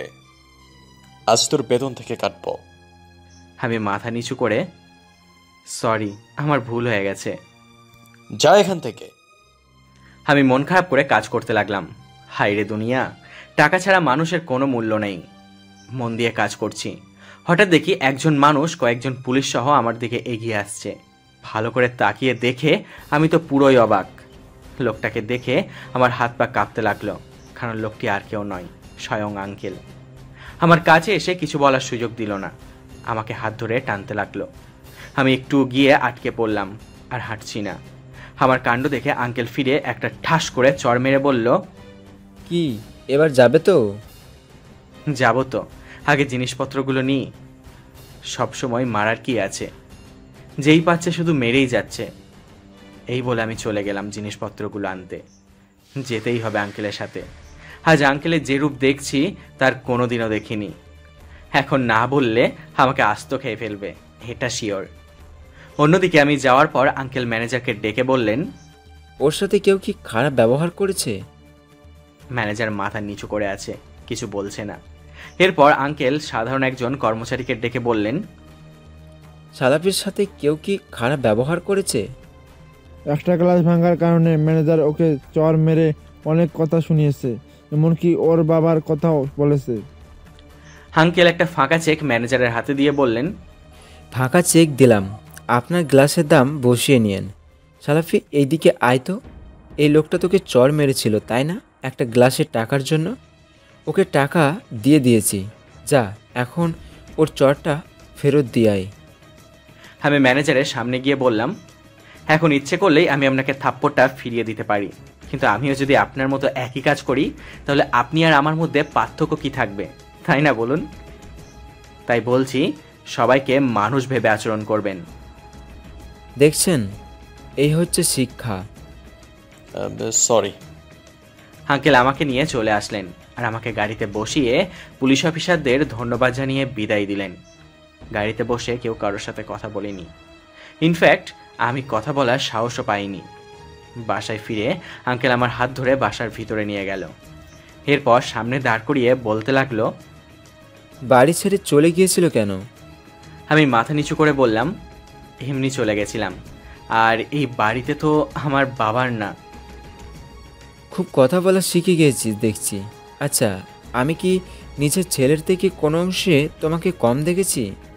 নিজের ছেলের মতো তো যত্ন করেছি এই কয়েকদিনে, তবু এই কথা বলতে পারলি? আর কি বললি? এমনি এমনি এই বাড়ি ছেড়ে গেছিস? আমাকে কি তুই বোকা ভাবিস? আমি সব শুনেছি লামিয়ার কাছে। একবার কি এ নিয়ে আমার সাথে কথা বলতে পারতিস না? আমাকে না বলেই চলে যেতে পারলি? আমার কথা একবারও তোর মনে পড়লো না? আমি মাথা নিচু করে আছি, কিছু বলছি না। জানিস, তোর জন্য মেয়েটা আজ 4 দিন ধরে কিছু মুখে নেয়নি, শুধু তোর জন্য কেঁদেছে। এইভাবে মেয়েটাকে ছেড়ে যাওয়ার কি খুব দরকার ছিল? মেয়েটা না হয় ভুল করেই ফেলেছে, আমাকে তো অন্তত একবার জানাতে পারতিস। আমি মাথা নিচু করেই দাঁড়িয়ে আছি। এখন ওর কাছে যাবি নাকি মার খাবি? আমি মাথা নিচু করে আমার রুমে গেলাম। রুমে গিয়ে আমি তো অবাক। আমার বিছানায় লামিয়া বালিশে মুখ গুজে কান্না করছে। আমি ওর পাশে বসে বলতে লাগলাম, কি হয়েছে? এত কান্না করার কি আছে? আমি তো চলেই গেছিলাম আপনাকে মুক্তি দিয়ে, তাহলে না খেয়ে থাকার কি আছে? হঠাৎ লামিয়া উঠে বসে বলতে লাগলো, তো তোকে আবার কে আসতে বলছে? শুনলাম কে নাকি না খেয়ে আছে, আমার জন্য নাকি কান্না করছে, তাই ফিরে আসলাম। আচ্ছা, আমার ভুল হয়েছে, মাফ করবেন, আবার চলে যাচ্ছি। আমি উঠতে চাইলে লামি আমাকে বিছানায় ফেলে আমার বুকের ওপর উঠে বসে বলতে লাগলো, আর একবার শুধু চলে যাবার কথা বল কুত্তা, একেবারে মেরে ফেলবো। খুব সাহস হয়েছে তাই না? আমাকে ছেড়ে চলে যেতে চাস? এইটুকুতেই এতটা রাগ হয়েছে? আর আমাকে যে এতদিন ইগনোর করেছিস, আমার বুঝি রাগ হয় না? আমি কিছু বলছি না, শুধু ওর দিকে এক দৃষ্টিতে তাকিয়ে আছি। হঠাৎ লামি আমাকে জড়িয়ে ধরে কেঁদে কেঁদে বলতে লাগলো, তোমাকে ওই মেয়ের সাথে দেখে আমার খুব রাগ হতো, একদম তোমার পাশে সহ্য করতে পারতাম না। আর তোমার ইগনোরটাকে একদমই সহ্য করতে পারতাম না, তাই ওই মেয়ের মতো করে সেই দিন সেজেছিলাম। তোমাকে ওইসব বলার কোনো ইচ্ছে আমার ছিল না, রাগের মাথায় বলে ফেলেছি। আমাকে মাফ করে দাও, আমি তোমাকে ছাড়া বাঁচতে পারবো না। তোমাকে যেই দিন প্রথম দেখেছি ওই দিনই ভালোবেসে ফেলেছি। তো আমাকে ছেড়ে যেও না, আর গেলে আমাকে মেরে তারপর যাও। লামিয়ার কথা শুনে ওকে শক্ত করে জড়িয়ে ধরলাম। হঠাৎ আঙ্কেল পিছন থেকে বললেন, হয়েছে হয়েছে, পরেও রোমান্স করা যাবে, এখন খেতে এসো। আঙ্কেলের কথা শুনে আমি লজ্জায় পড়ে গেলাম। আমার বরের সাথে আমি রোম্যান্স করছি, তাতে কার কি? আমি তো আর বাহিরের কারোর সাথে রোম্যান্স করতে যাইনি। বিয়ে না হতেই বর? বাহ বাহ বাহ। আঙ্কেল, আমার কিছু বলার ছিল, যা আজ পর্যন্ত আপনাদের কাছে গোপন করেছি। কি কথা? আঙ্কেল, আমার একটা ভয়ঙ্কর অতীত আছে, যা আপনাদেরকে আমি এখন জানাতে চাই। আচ্ছা বলো। এরপর আঙ্কেল আর লামিয়াকে আমার অতীতের সব কথা বলে দিলাম। লিমার সাথে ঘটে যাওয়া সব কিছু আমি ওকে বললাম। এই জন্য আমি তোমাকে বেস্ট ফ্রেন্ড বানাতে চাইনি। আমার সব অতীতের কথা খুলে বললাম। লিমা আর আমার সাথে সব কথা তোমায় বললাম। আমার কথা শুনে আঙ্কেল কিছু বলল না। দেখলাম অশ্রুসিক্ত নয়নে মাথা নিচু করে আছে, আর কেউ কিছু বলছে না। তাদের নীরবতা দেখে লামিয়াকে উদ্দেশ্য করে বললাম, এই জন্যই আমি তোমার সাথে বন্ধুত্ব করতে চাইনি। আমার কথা শেষ করে আমি মাথা নিচু করে আছি। এতদিন এসব বলনি কেন? লজ্জা আর ভয়ে। আপনারাও যদি খারাপ ভেবে তাড়িয়ে দেন। তাহলে আজ বললে কেন? আমি মাথা নিচু করে আছি, কিছু বলছি না। আমি কিছু বলছি না বলে লামিয়া যে কথা বলল তা শোনার জন্য আমি মোটেও প্রস্তুত ছিলাম না। আব্বু, আমি এখনই বিয়ে করব, তুমি কি রাজি আছো? আর তুমি রাজি না থাকলেও আমার কিছু করার নেই, আমি আজকে ওকে আমার করে নিব। আঙ্কেল যেন কথা বলার ভাষা হারিয়ে ফেলেছেন। কি বলছিস এসব? তুই পাগল হয়ে গেছিস নাকি? আমি মাথা নিচু করেই রইলাম। যা ভেবেছিলাম তাই। আঙ্কেল হয়তো ভুল বুঝলো। কি বলছো আপু? তুমি ওদের মতো ভুল বুঝছো। তুমি জানো না ও কেমন।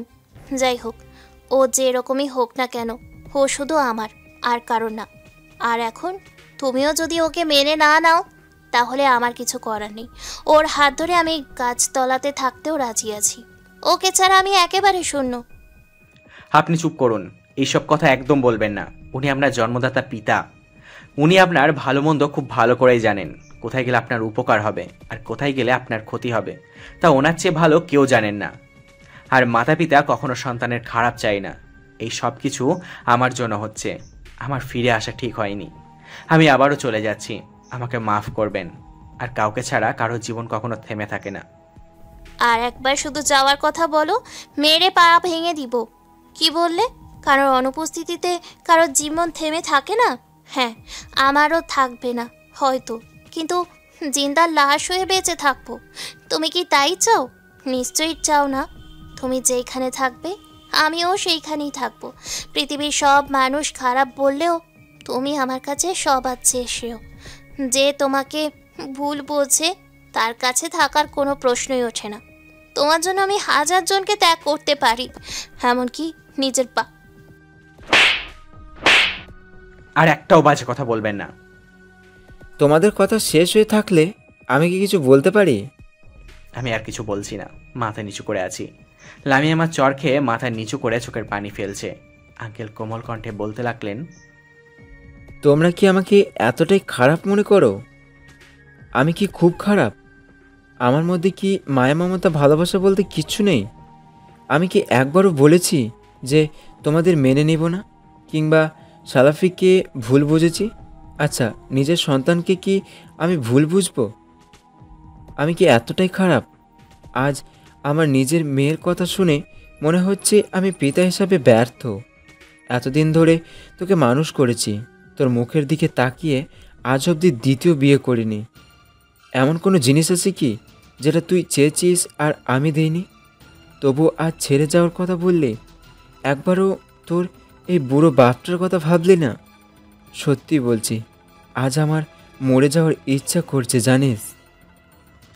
লামিয়া দৌড়ে গিয়ে আঙ্কেলের পা জড়িয়ে ধরে বলতে লাগলো, আমাকে মাফ করে দাও আপু। আমি অনেক বড় ভুল করে ফেলেছি। আমি ওইভাবে বলতে চাইনি আপু। ওকে অনেক ভালোবাসি আপু। ভেবেছিলাম তুমিও হয়তো ওকে ভুল বুঝে আমার জীবন থেকে তাড়িয়ে দিবে, তাই ভয়ে আর আগে বলে ফেলেছি আপু। তুমি আমাকে মাফ করে দাও। আমি কথা দিচ্ছি আর জীবনেও এইসব কথা বলবো না। এই বলে লামিয়া কাঁদতে লাগলো। আমি আঙ্কেলের কাছে গিয়ে বললাম, আঙ্কেল, ও না বুঝে ভুল করে বলে ফেলেছে। প্লিজ দয়া করে ওকে মাফ করে দিন। আপনি তো জানেন ও আমাকে কতটা ভালোবাসে। প্লিজ আঙ্কেল, আপনি আর রাগ করে থাকবেন না, প্লিজ। আঙ্কেল আমার কথা শুনে লামিয়াকে পা থেকে উঠিয়ে আমাদের দুজনকে জড়িয়ে ধরে বলতে লাগলেন, মাফ করতে পারি, তবে একটা শর্তে। সেটা কি শর্ত আমরা কি জানতে পারি জাহাপানা? আজকেই তোদের বিয়ে। না, এটা তো বড় শাস্তি হয়ে যাচ্ছে জাহাপানা। আমরা তো এতটাও ভুল করিনি। শাস্তিটাকে একটু কমানো যায় না? না, যায় না। কিন্তু আমি তো এখনো ছোট। আমি তো এখন বিয়ে করতে পারবো না। আমার কথা শুনে লামিয়া আঙ্কেলকে ঘরের বাইরে পাঠিয়ে দিয়ে বলল, আব্বু, তুমি বিয়ের অ্যারেঞ্জ করো, ওকে আমি রাজি করাচ্ছি। আঙ্কেল আস্তে আস্তে বেরিয়ে গেলেন আর লামিয়া দরজা বন্ধ করে দিয়ে আমার কাছে এসে আমাকে বিছানায় ধাক্কা দিয়ে ফেলে দিল আর আমার বুকের ওপর বসে বলতে লাগলো, শালা, তুই ছোট, সঠিক সময়ে বিয়ে করলে এতদিন আমাদের ছেলে মেয়ে আব্বু আম্মু বলে ডাকতো, আর তুই বিয়ে করবি না, তোর দাদা বিয়ে করবে। তাহলে তুমি আমার দাদাকেই বিয়ে করো। কি বললি শালা খাটাস? লামিয়া শোনো, আমি আমার মা, বোন আর প্রাণের বন্ধু ছাড়া বিয়ে করতে পারবো না। আমাকে মাফ করে দিও। আমার কথা শুনে লামিয়া আমার কপালে একটা কিস করে শক্ত করে জড়িয়ে ধরল আর কিছুক্ষণ পর বলল, শুধু এঙ্গেজমেন্ট করে তোমাকে নিজের করে রাখি। তোমাকে হারানোর ভয় সবসময় আমাকে তাড়া করে বেড়ায়। আমি আর কিছু বললাম না। রাতে আমাদের এঙ্গেজমেন্ট হলো। এখন আমরা খাতা কলমে স্বামী স্ত্রী। সবশেষে লামি আমার রুমে এসে আমাকে জোর করে জড়িয়ে ধরে গোটা মুখে ভালোবাসার পরশ এঁকে দিয়ে আমাকে শক্ত করে জড়িয়ে ধরে থাকলো আর আমিও আর ওকে বাধা দিলাম না আজকে। কিছুক্ষণ পর, তোমার রুমে যাবে না? আজকে একটু থাকি প্লিজ। আমি আর না করলাম না। আমার বুকে মাথা দিয়ে সারা রাত থাকলো। পরের দিন আমার রুমে লামিয়ার বেডটা ঢোকানো হলো। ওর একটাই শর্ত, আমাকে ওর পাশে ঘুরে শুতে হবে, আর সারা রাত ও আমাকে দেখবে। এভাবেই লামিয়ার কেয়ার, ভালোবাসায় 3 বছরের মেডিকেল শেষ করলাম দুজনে। পরের 1 বছর প্রফেশনাল জীবন। আমি লামিয়াকে ধন্যবাদ না দিয়ে পারি না। আমার একটা কথায় 4টে বছর নিজেকে ধরে রেখেছে। এরপর হঠাৎ শুনলাম যে বাংলাদেশে নাকি যেতে হবে। লামিয়াও খুব জেদ করছিল, তাই চলে আসলাম। এসে দেখি রোগীর লিমা। এখন বর্তমানে আসে যাক। আমার কথা শুনে কে কি বলবে ভেবে পাচ্ছিল না। সিমিয়াপু লামিয়ার কাছে গিয়ে ওর হাত ধরে বলতে লাগলো, তোমাকে কি বলে ধন্যবাদ দিব ভেবে পাচ্ছি না। তোমার মতো ভাইয়ের বউ পেয়ে আমার ভাইয়ের জীবনটা সত্যি ধন্য। আমার ভাইকে সত্যি তুমি ডিজার্ভ করো। আপুর কথা শুনে লামিয়া মায়ের বুকে মুখ লুকালো। পাগলি মেয়ে। একটা সুসংবাদ সবার জন্য। তুমি আবার হুট করে কি সুসংবাদ পেলে? মা হতে যাচ্ছ নাকি? সবাই হাসতে লাগলো।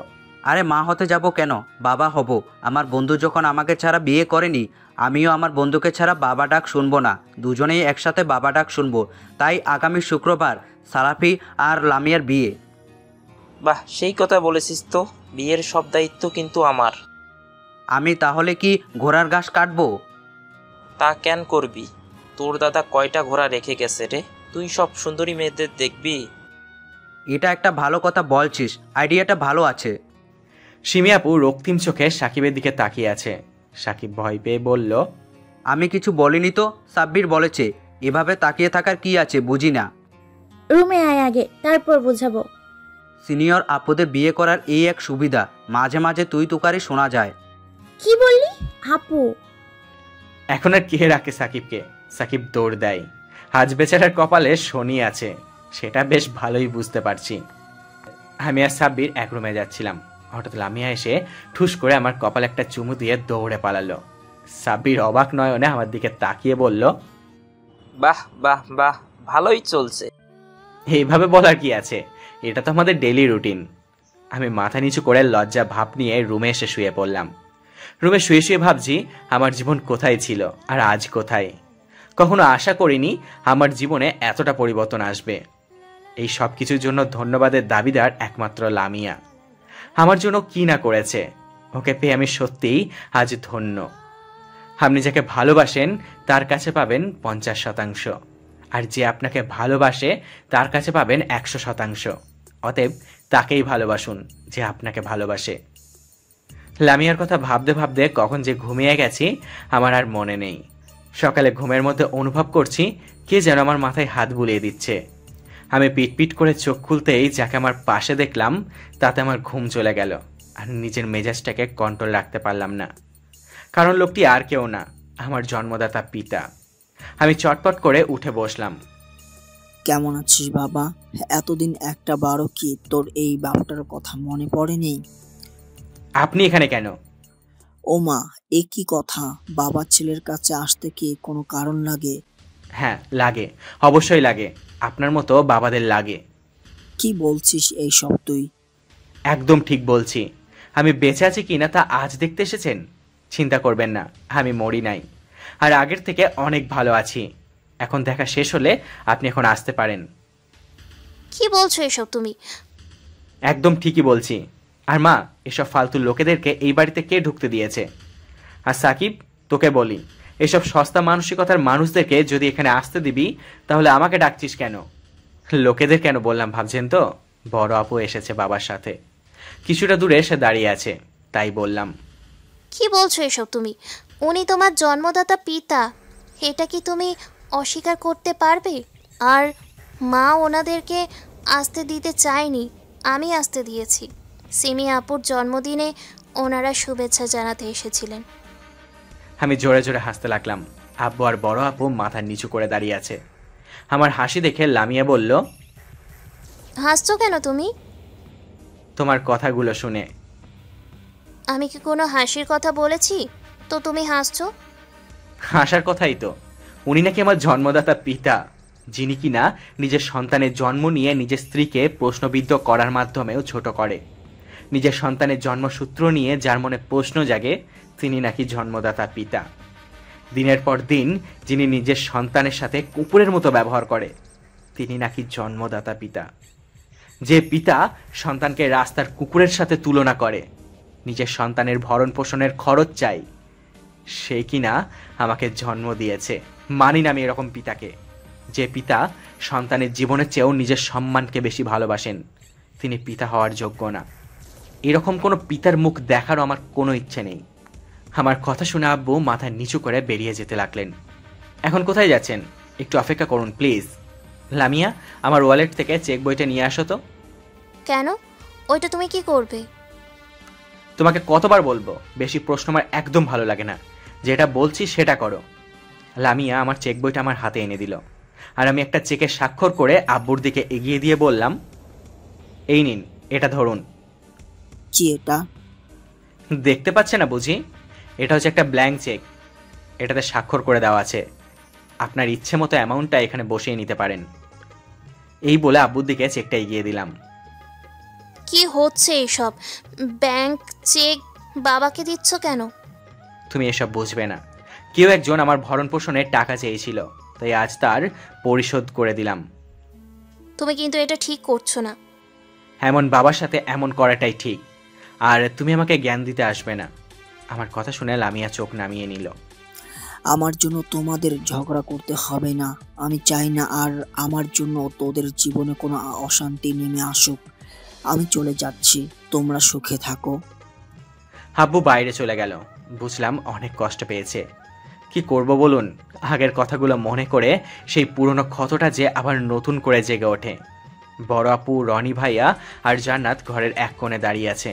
আমি আপুকে উদ্দেশ্য করে বললাম, কি হলো, আপনাকে কি নতুন করে বলতে হবে নাকি? আপু করুণ চোখে আমার দিকে তাকালো। আমি হাসতে হাসতে বললাম, ও বুঝেছি, আপনার বাবা আমার সাথে এত ভালো ব্যবহার করার জন্য ফাঁকা চেক পেল, আর আপনি না পেয়ে মন খারাপ করছেন, তাই তো? আচ্ছা ঠিক আছে, আপনাকেও দিচ্ছি, দাঁড়ান।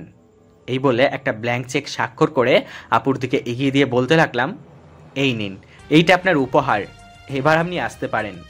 এক কথা বলতেই আপু দৌড়ে আমার কাছে এসে আমার পায়ে পড়ে বলতে লাগলো, আমাকে মাফ করে দে ভাই। হে কি করছেন এটা? পা ছাড়ুন আমার। না, ছাড়বো না। যতক্ষণ মাফ করবি না ততক্ষণ ছাড়বো না। আমি না বুঝে তোকে অনেক কষ্ট দিয়ে ফেলেছি রে ভাই, জানিস। তার জন্য অনেক উপহারও পেয়েছি। শ্বশুর বাড়িতে সবসময় অবহেলা ছাড়া আর কিছুই পাইনি। বিয়ের আর 4 বছর, তবু নিজের স্বামীর কাছে স্থির অধিকার পাইনি। তুইও মাফ করলে হয়তো সারা জীবনে স্থির অধিকার পাবো না। এই বলে আমার পা ধরে কাঁদতে লাগলো। সবাইকে মাফ করে দিয়েছি, কারো প্রতি আমার কোনো রাগ নেই। আর রাগ অভিমান নিজের মানুষের ওপর করা যায় না। আমি তো কোনোদিন আপনাদের নিজের মানুষ ছিলাম না। এখন আপনি আসতে পারেন। আচ্ছা, শেষে একটা কথা বলি, আমি যদি আপনার সাথে ওই রকম ব্যবহার করতাম তাহলে আপনি কি আমাকে মাফ করতে পারতেন? আপু আমার কথা শুনে উঠে দৌড়ে বেরিয়ে চলে গেল। আর আমি জান্নাতের কাছে গিয়ে বললাম, কি হয়েছে আপিটার? আমার উপর রেগে আছে বুঝি? আমাকে ছেড়ে কি চলে যাবে? আমি তোমার মতো নাকি যে ছেড়ে যাব?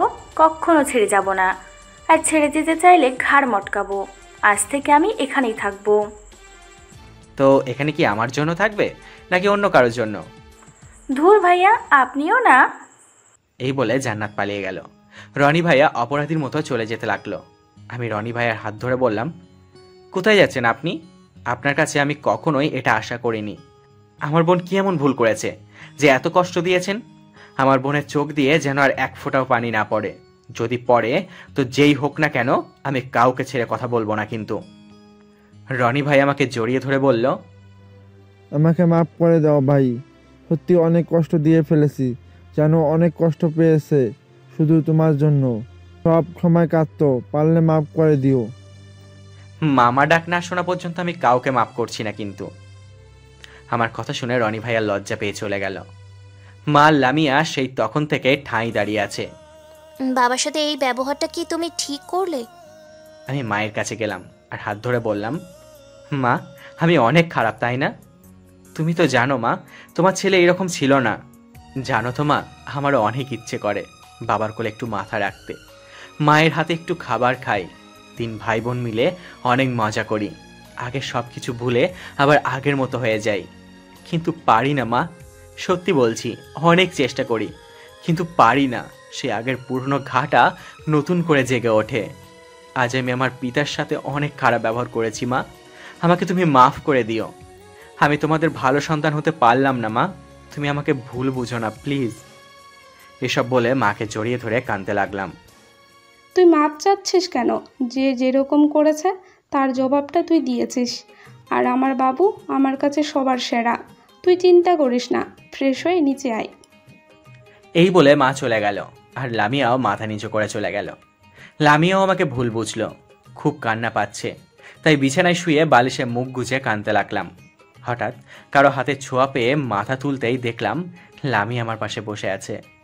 আমার মাথা কোলে নিয়ে বলতে লাগলো, আমাকে মাফ করো তোমার সাথে তর্ক করার জন্য, কিন্তু তুমি একটা কথা চিন্তা করে দেখো, সব ভরণ পোষণের টাকা তো দিলে, তোমাকে যে জন্ম দিয়েছে তার মূল্য দিতে পারবে? ওর কথা শুনে আমি কোনো কথা বলছি না। কি হলো, কিছু বলছো না যে?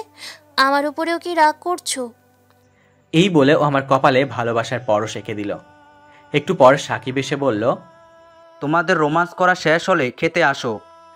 লামিয়া লজ্জা পেয়ে উঠে চলে গেল। শালা সব সময় বউয়ের আদর খাওয়ার ধান্দা, লুচ্চা শালা। হেই, তোর কোথায় ফাটছে রে? আয় সেলাই করে দি। হইছে ভাই, তোর কাছে মাপ চাই, এখন ফ্রেশ হয়ে নে। আমি ফ্রেশ হয়ে আগে লিমার খবর নিলাম। এখন নাকি বেশ ভালো আছে। হাসপাতালে যেতে চাইলাম, কিন্তু আর যাওয়ার মুড নাই। সবাই মিলে নাস্তা করে নিলাম।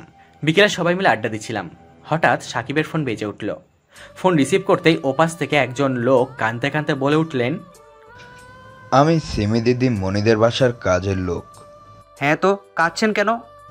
সাহেব, বড় সাহেব দুপুরের দিকে বাসায় ফিরে কোনো কিছু না বলে ঘরে ঢুকে বিছানায় শুয়ে পড়ে। কেমন যেন লাগছিল বড় সাহেবকে। জিজ্ঞেস করলে তিনি একা থাকতে দিতে বলেন। একটু আগে নাস্তা করার জন্য ডাকতে গেলে। এই বলে জোরে জোরে কাঁদতে লাগলেন। ডাকতে গেলে মানে কি দেখেছেন খুলে বলেন। বড় সাহেব মেঝেতে পড়ে আছে, কোনো কথা বলছে না। আমরা ওনাকে হসপিটালে নিয়ে যাচ্ছি, আপনি তাড়াতাড়ি আসুন। সাকিবের হাত থেকে ফোনটা পড়ে গেল, আর সবাই দাঁড়িয়ে পড়ল। কি হয়েছে রে, তোকে এরকম দেখাচ্ছে কেন? সাকিব কোনো কথা বলছে না। কি হয়েছে, কিছু তো বল। আঙ্কেল অজ্ঞান হয়ে ঘরের মেঝেতে পড়েছিল, বাড়ির কাজের লোক বুঝতে পেরে হাসপাতালে নিয়ে গেছে, কোনো কথা বলছে না। এই বলে সাকিব কাঁদতে লাগলো। মা সিমি নিস্তব্ধ হয়ে সবাই বসে পড়ল। আমার যেন কথা বলার শক্তি হারিয়ে ফেলেছি। হাত পায়ে কোনো শক্তি পাচ্ছি না। পড়ে যেতে গেলে সাকিব ধরে ফেলল। কোনো রকমে মায়ের কাছে গিয়ে মায়ের পায়ের কাছে বসে বললাম, আমাকে ক্ষমা করে দাও মা, এই সব কিছু হয়েছে আমার জন্য। আমার উচিত হয়নি তখন এত খারাপ ব্যবহার করা। লামিয়া এত করে বলল, তবু আমি শুনিনি। আমাকে তুমি মাফ করে দাও মা।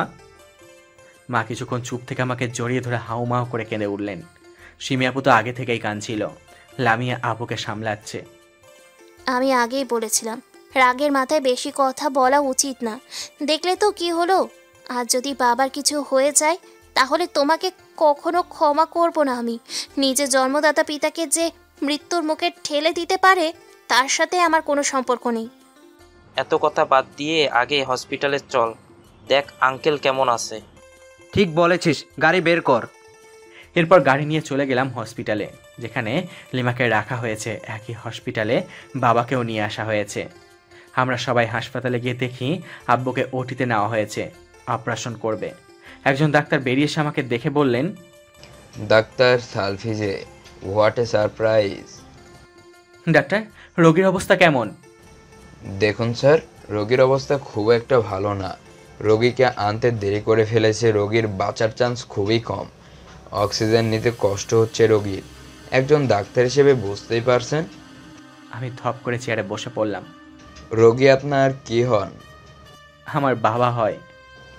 ও, তাহলে আসেন। আপনি ওটিতে থাকলে অপারেশন আরও ভালোভাবে হবে। আল্লাহ চাইলে উনি সারভাইভ করতে পারেন। আর দেরি করবেন না।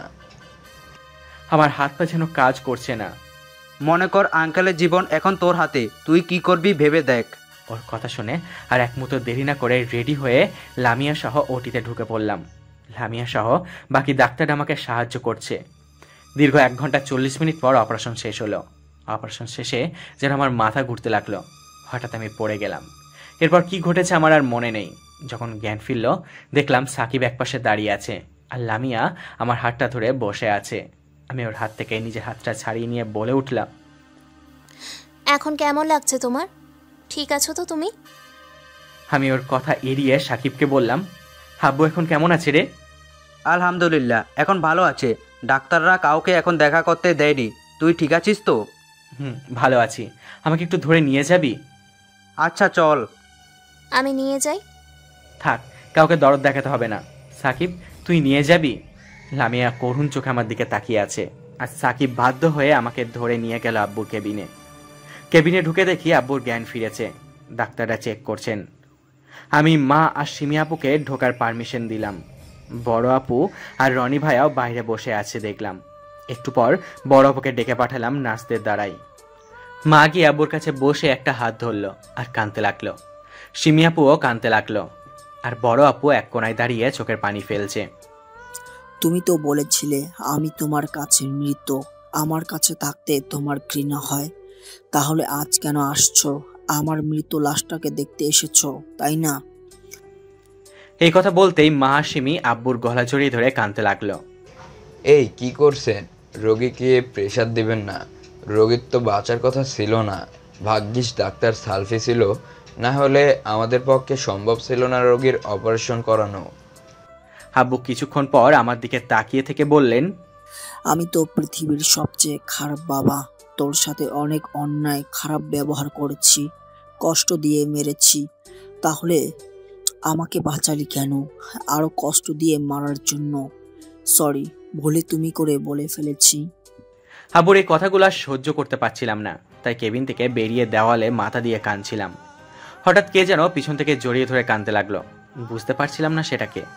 দেখার জন্য পিছনে ঘুরে যাকে দেখলাম তাকে দেখার জন্য আমি মোটেও প্রস্তুত ছিলাম না। হ্যাঁ, লিমা আমাকে জড়িয়ে ধরে কাঁদছে। শুধু কাঁদছে বললে ভুল হবে, পাগলের মতো করছে। আমি কি করব ভেবে পাচ্ছিলাম না, তাই ওকে নিজের থেকে ছাড়িয়ে বললাম, এই কে আপনি? আর একজন অপরিচিত কাউকে জড়িয়ে ধরতাম না লজ্জা করছে না? আমাকে মাফ করে দে প্লিজ, আমি বুঝে তোকে কষ্ট দিয়েছি। এই কে আপনি? আর মাপ চাচ্ছেন কেন? আমাকে চিনতে পারছিস না? আমি তো লিমা। আমি হাহা করে হেসে দিলাম। হাসছিস কেন তুই? আপনার কথা শুনে আপনি নাকি আমার লিমা। আপনি যেই সালাফিকে চিনতেন সে অনেক আগেই মরে গেছে। আপনারা সেই সালাফিকে মেরে ফেলেছেন নিজের হাতে। তারপর এক নতুন সালাফির জন্ম দিয়েছিল একজন, কিন্তু সেই সালাফিকেও আজ মেরে ফেলল। এই যে সালাফিকে দেখছেন শুধু ওপর থেকে জীবিত আছে, কিন্তু ভেতর থেকে অনেক অনেক আগেই মরে গেছে। আজ নতুন করে আর একবার মৃত্যু হলো আমার। কথাগুলো লামিয়ার দিকে তাকিয়ে বললাম। আমার কথা শুনে ও মাথা নিচু করে কাঁদতে লাগলো। লিমা আমার পায়ে পড়ে গেল। আমাকে মাফ করে দে প্লিজ, আমি না বুঝেই ওইসব করেছি। আমি জানতাম না সত্যিটা। জান্নাতের সাথে তোকে দেখে খুব কষ্ট হতো, তাই তোকে কষ্ট দিয়েছি। কিন্তু বিশ্বাস কর, তোকে কষ্ট দিয়ে আমি ভালো ছিলাম না রে। প্লিজ আমাকে মাফ করে দিয়ে আবার তোর বুকে টেনে নে। আমার মতো রাস্তার কুকুরের কাছে মাপ চাইলে আপনার সম্মান নষ্ট হবে। কি করছেন একবার ভেবে দেখেন। একটা চরিত্রহীনের কাছে মাপ চাওয়া কি ভালো দেখায়? আর কি বললেন, এই বুকে ফিরে আসবেন? এই বুকে আর কোনো ভালোবাসা নেই, আছে শুধু কষ্ট। কষ্ট পেতে পেতে এই বুকটা এখন পাথর হয়ে গেছে। তাই আমার চেয়ে ভালো কাউকে খুঁজে নিন। আমি যদি এই পাথরের মাঝে আবার ভালোবাসার ফুল ফোটানোর চেষ্টা করি? তার কখনোই সম্ভব না। এই বলে আমি টলতে টলতে হাসপাতাল থেকে বেরিয়ে সাকিবের বাসায় আসলাম। লামিয়াও আমার পিছু পিছু চলে আসলো। আর লিমা ওই জায়গাতেই কাঁদতে কাঁদতে বলতে লাগলো, আমি তোমাকে নিজের করে নিবই, এতে যা করার তাই করব। বাসায় এসে আমি শুয়ে পড়লাম। আর লামিয়া অপরাধীর মতো আমার মাথার কাছে মাথা নিচু করে দাঁড়িয়ে আছে। আমি চোখ বন্ধ করে আছি, কোনো কথা বলছি না। লামিয়া বলে উঠল, মাথায় যন্ত্রণা হচ্ছে, টিপে দেব? না, লাগবে না, আমি ঠিক আছি, এত দরদ দেখাতে হবে না। এভাবে বলছো কেন? তো কিভাবে বলবো? আমার মতো খারাপ ছেলের সাথে কারো সম্পর্ক থাকতে পারে না, তাই একাই বাঁচতে শিখতে হবে। কাজের লোকের দ্বারা খাবার পাঠিয়ে দিয়েন, আর বৃহস্পতিবার রেডি থাকেন। কেন? আপনার আব্বুর কাছে রেখে আসব। এই কথা বলতেই লামিয়া আমাকে জড়িয়ে ধরে কাঁদতে কাঁদতে বলতে লাগলো, বিকালে বাবার ওই খবর শুনে নিজেকে সামলাতে পারিনি। রাগের মাথায় কি না কি বলে ফেলেছি। তুমি আমাকে ছেড়ে যেও না, আমি মরে যাব। এর চেয়ে আমাকে নিজে হাতে মেরে ফেলো। এই বলে কাঁদতে লাগলো, আর আমি ওকে ছাড়িয়ে ওয়াশরুমে চলে গেলাম। সেখানে অনেকক্ষণ কাঁদলাম, কেন আমার সাথে বারবার এরকম হয়। বেরিয়ে দেখলাম লামিয়া কাঁদতে কাঁদতে ঘুমিয়ে পড়েছে। সোমবার আব্বুকে বাসায় ফিরিয়ে নিয়ে আসা হলো। আমি এখন বাসায়, এখনই বাসায় সবাই আছি, কিন্তু আমি আব্বুর সাথে কথা বলিনি। দেখলে মাথা নিচু করে চলে যাই। এই 2 দিনে লামিয়া অনেকটা চোখের পানি ফেলেছে। লিমাও অনেক মাপ চেয়েছে, কিন্তু আমি কিছুই বলিনি। বিকেলবেলা সাব্বির, সাকিব আর লিমা এসেছে। লিমা আমাকে ডেকে বলল, তোর সাথে কিচ্ছু কথা ছিল, শেষবারের মতো একটু শুনবি প্লিজ? আমি না করতে পারলাম না। ও আগে রুমে গেল, পরে আমি গেলাম। এরপর লিমা হঠাৎ দরজা লাগিয়ে দিয়ে যা করলো তা আমি ভাবতেও পারি নাই। রুমে ঢুকতেই লিমার দরজা আটকে দিয়ে আমাকে বিছানায় ফেলে দিয়ে আমাকে জড়িয়ে ধরে বলল, আমি উঠতে চেষ্টা করছি কিন্তু পারছি না। এই লিমা, কি করছো? ছাড়ো বলছি। অনেক দিন পর তোমাকে পেয়েছি, আজ আর ছাড়ছি না। ভালো হবে না কিন্তু। আজকে কি হবে? আজকে তুমি আর আমি, আর কেউ আমাদের মাঝে থাকবে না। আমি কোনো রকমে উঠে ওকে ছাড়িয়ে ঠাস ঠাস করে ইচ্ছে মতো চড় মারতে লাগলাম। কি পেয়েছো তোমরা আমাকে? হাতের পুতুল, যে যখন পারবে আমার সাথে ভালোবাসার অভিনয় করে চলে যাবে? আমাকে কি মানুষ বলে মনে হয় না তোমাদের? লিমা আমার পায়ে পড়ে কাঁদতে কাঁদতে বলতে লাগলো, আমাকে মাফ করে দাও প্লিজ, ভুল বুঝে তোমাকে কষ্ট দিয়েছি প্লিজ। সব কিছু বলে আবার নতুন করে শুরু করি, চলো প্লিজ। কথা দিচ্ছি কোনো দিনও কষ্ট দেব না, একবার শুধু আপন করে নাও। তার কখনো সম্ভব না। আমি এখন অন্য একজনকে ভালোবাসি, তাই তুমি আমাকে ভুলে যাও। তোমাকে আপন করে নেওয়া কোনোভাবেই সম্ভব নয়। আমি অন্য একজনকে নিজের থেকেও বেশি ভালোবাসি। কে সে? কেন? তুই জেনে কি করবি? জানতে হবে না। সে ভাগ্যবান মেয়েটাকে? লামিয়া, আমি অনেক ভালোবাসি ওই পাগলিটাকে। আচ্ছা, অভিনন্দন। আর তোর জীবনে আসবো না রে। আর আজকের জন্য খুব সরি। আমি কোনো কথা না বলে চলে যেতে লাগলাম। লিমা সেখানেই বসে পড়ল। দরজা খুলে দেখি আর এক বিপদ। লামিয়ার দরজায় দাঁড়িয়ে আছে, আমার শার্টে কিছু বোতাম খোলা, আর চড় মারার কারণে লিমার চুলগুলো এলোমেলো হয়ে গেছে। সাথে ওর বুকে ওড়নাটাও নেই, আবার মেঝেতে বসে কান্না করছে। এইসব দেখে লামিয়া হাতে তালি দিয়ে বলতে লাগলো, বাহ বাহ বাহ, কত সুন্দর সিন চলছে তাই না? খুব এনজয় করছো তাই না? আমি বেঠিক সময়ে এসে আপনাদের মনে হয় ডিস্টার্ব করলাম। আচ্ছা, আপনারা এনজয় করেন।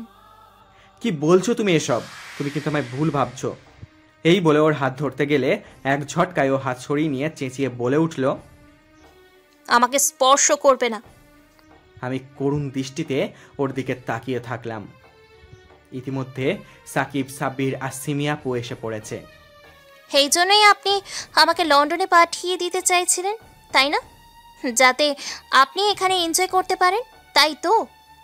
তুমি আমাকে ভুল বুঝছো লামিয়া। Just shut up. আপনার এই নোংরা মুখে আমার নাম নিবেন না। আপনার নোংরা মুখে আমার নাম শুনলে আমার ঘৃণা লাগছে। আপনার মতো চরিত্রহীন ছেলে আমি জীবনেও দেখিনি। সবার কথা বাদ দিয়ে আপনার কথা বিশ্বাস করেছিলাম, কিন্তু হয়তো তা আমার জন্য সবচেয়ে একটা খারাপ সিদ্ধান্ত ছিল। তোর মতো রাস্তার কিটের জন্য আমি আমার বাবাকে কষ্ট দিয়েছি, কিন্তু তার পরিণামে খুব সুন্দর একটা উপহার দিলি। আসলে কথায় আছে না, কুকুরের লেজ কখনো সোজা হয় না। তুই সেই রকম একটা কুত্তা। তোর মুখটা দেখলেও বমি পাচ্ছে আজকে। আমি কিছুক্ষণ চুপ থেকে বলতে লাগলাম, আজ বেস্ট ফ্রেন্ড হয়ে খুব ভালো একটা উপহার দিলি রে লিমা। আমার গোছানো ভালোবাসাটাকে এক মুহূর্তে তছনছ করে দিলি। আর মাপ চাইছিলিস তাই না? আজকের পর আর জীবনেও কোনোদিন মাফ করব না তোকে। আর মিস লামিয়া, মাফ করবেন আমার মতো একটা চরিত্রহীনের কথা বিশ্বাস করার জন্য। পারলে মাফ করবেন। তবে বুকে হাত দিয়ে বলতে পারি, আপনাকে হৃদয় থেকে ভালোবেসেছি, আর জীবনে কোনোদিন আপনার মুখ না দেখানোর চেষ্টা করব। সবাই ভালো থাকবেন, আর পারলে আমায় মাফ করবেন। তারপর আমি কাউকে কিছু না বলে বাসা থেকে বেরিয়ে চলে আসলাম। আপনি যে কাজটা করলেন ঠিকই করলেন কি?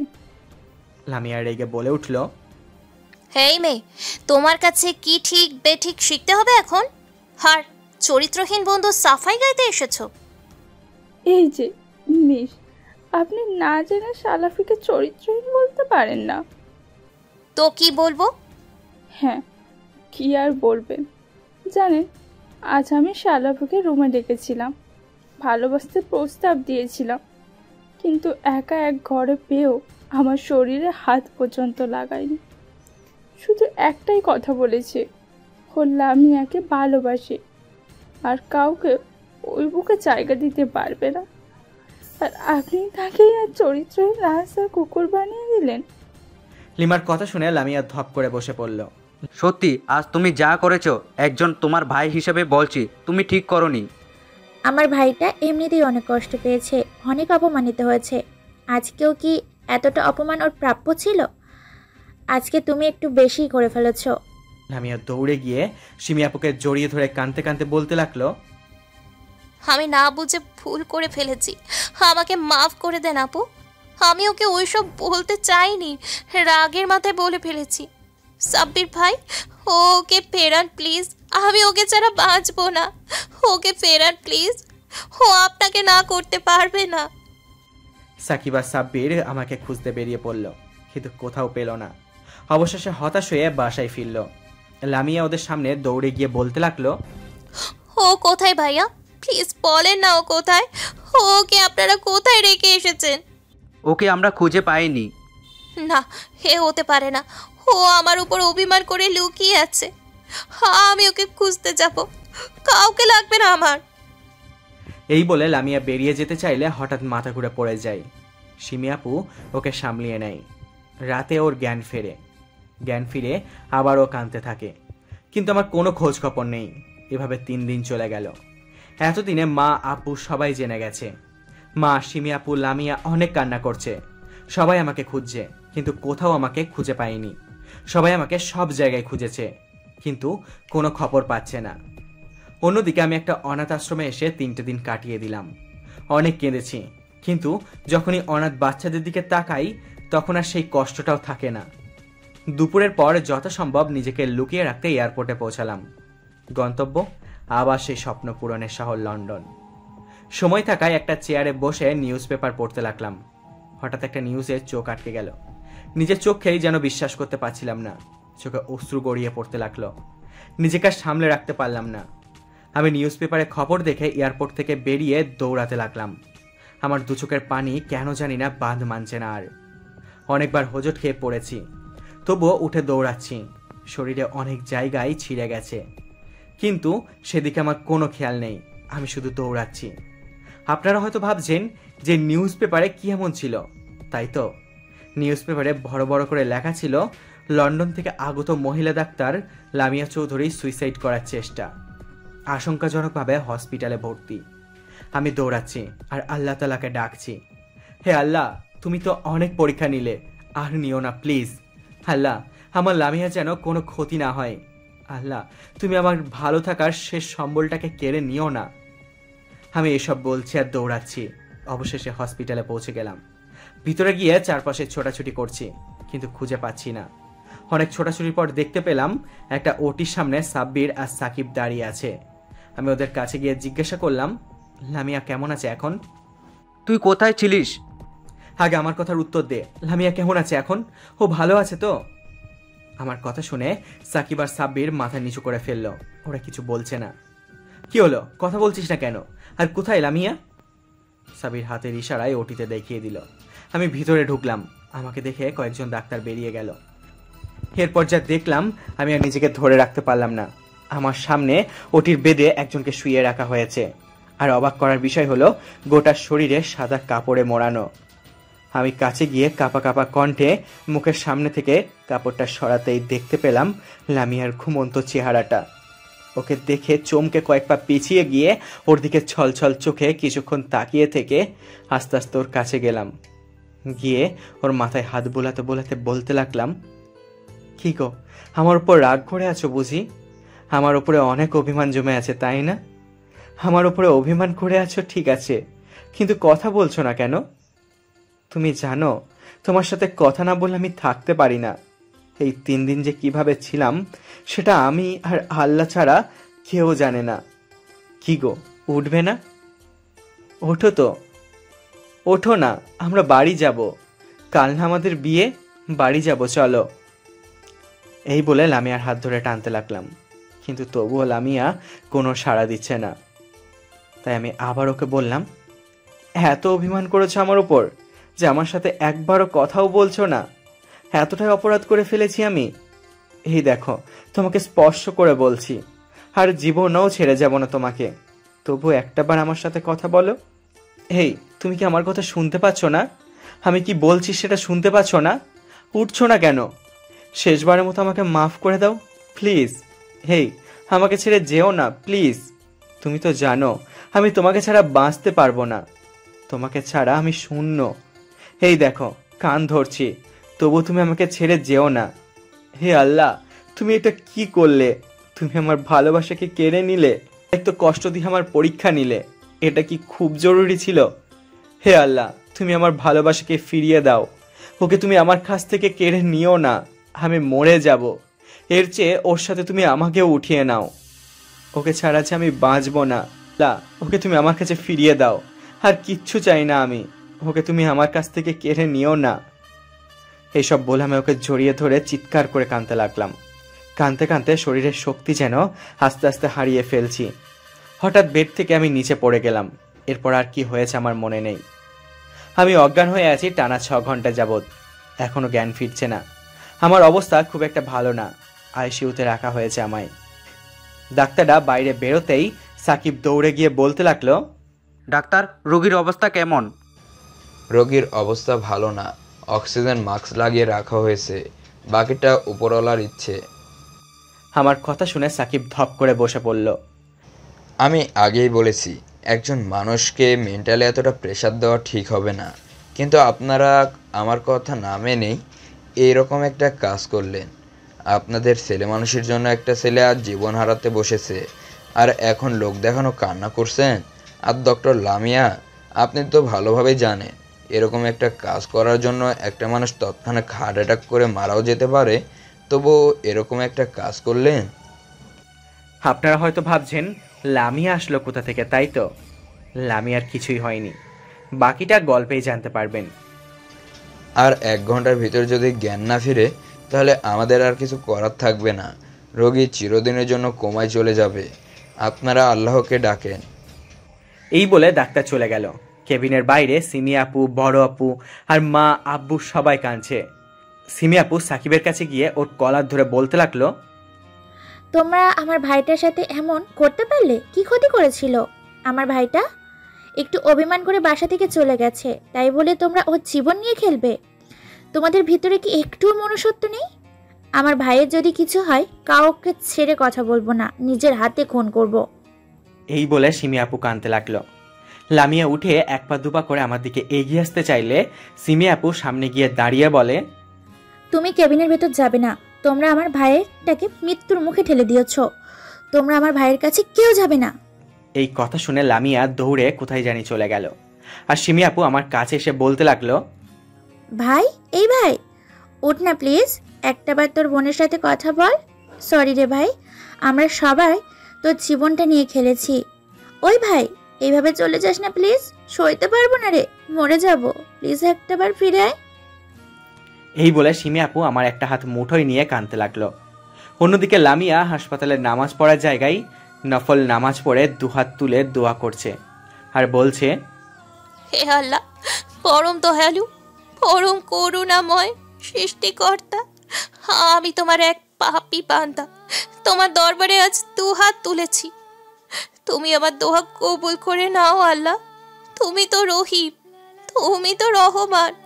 এই পৃথিবীর সব কিছুই তো তোমার জানা। এই পৃথিবীর হাজার হাজার মিটার নিচে একটা যদি পিঁপড়া থাকে, কেউ না জানলেও তুমি সেটা জানো। হে পরম করুণাময়, আমার জীবনটা আজ মৃত্যুর সাথে পাঞ্জা লড়ছে।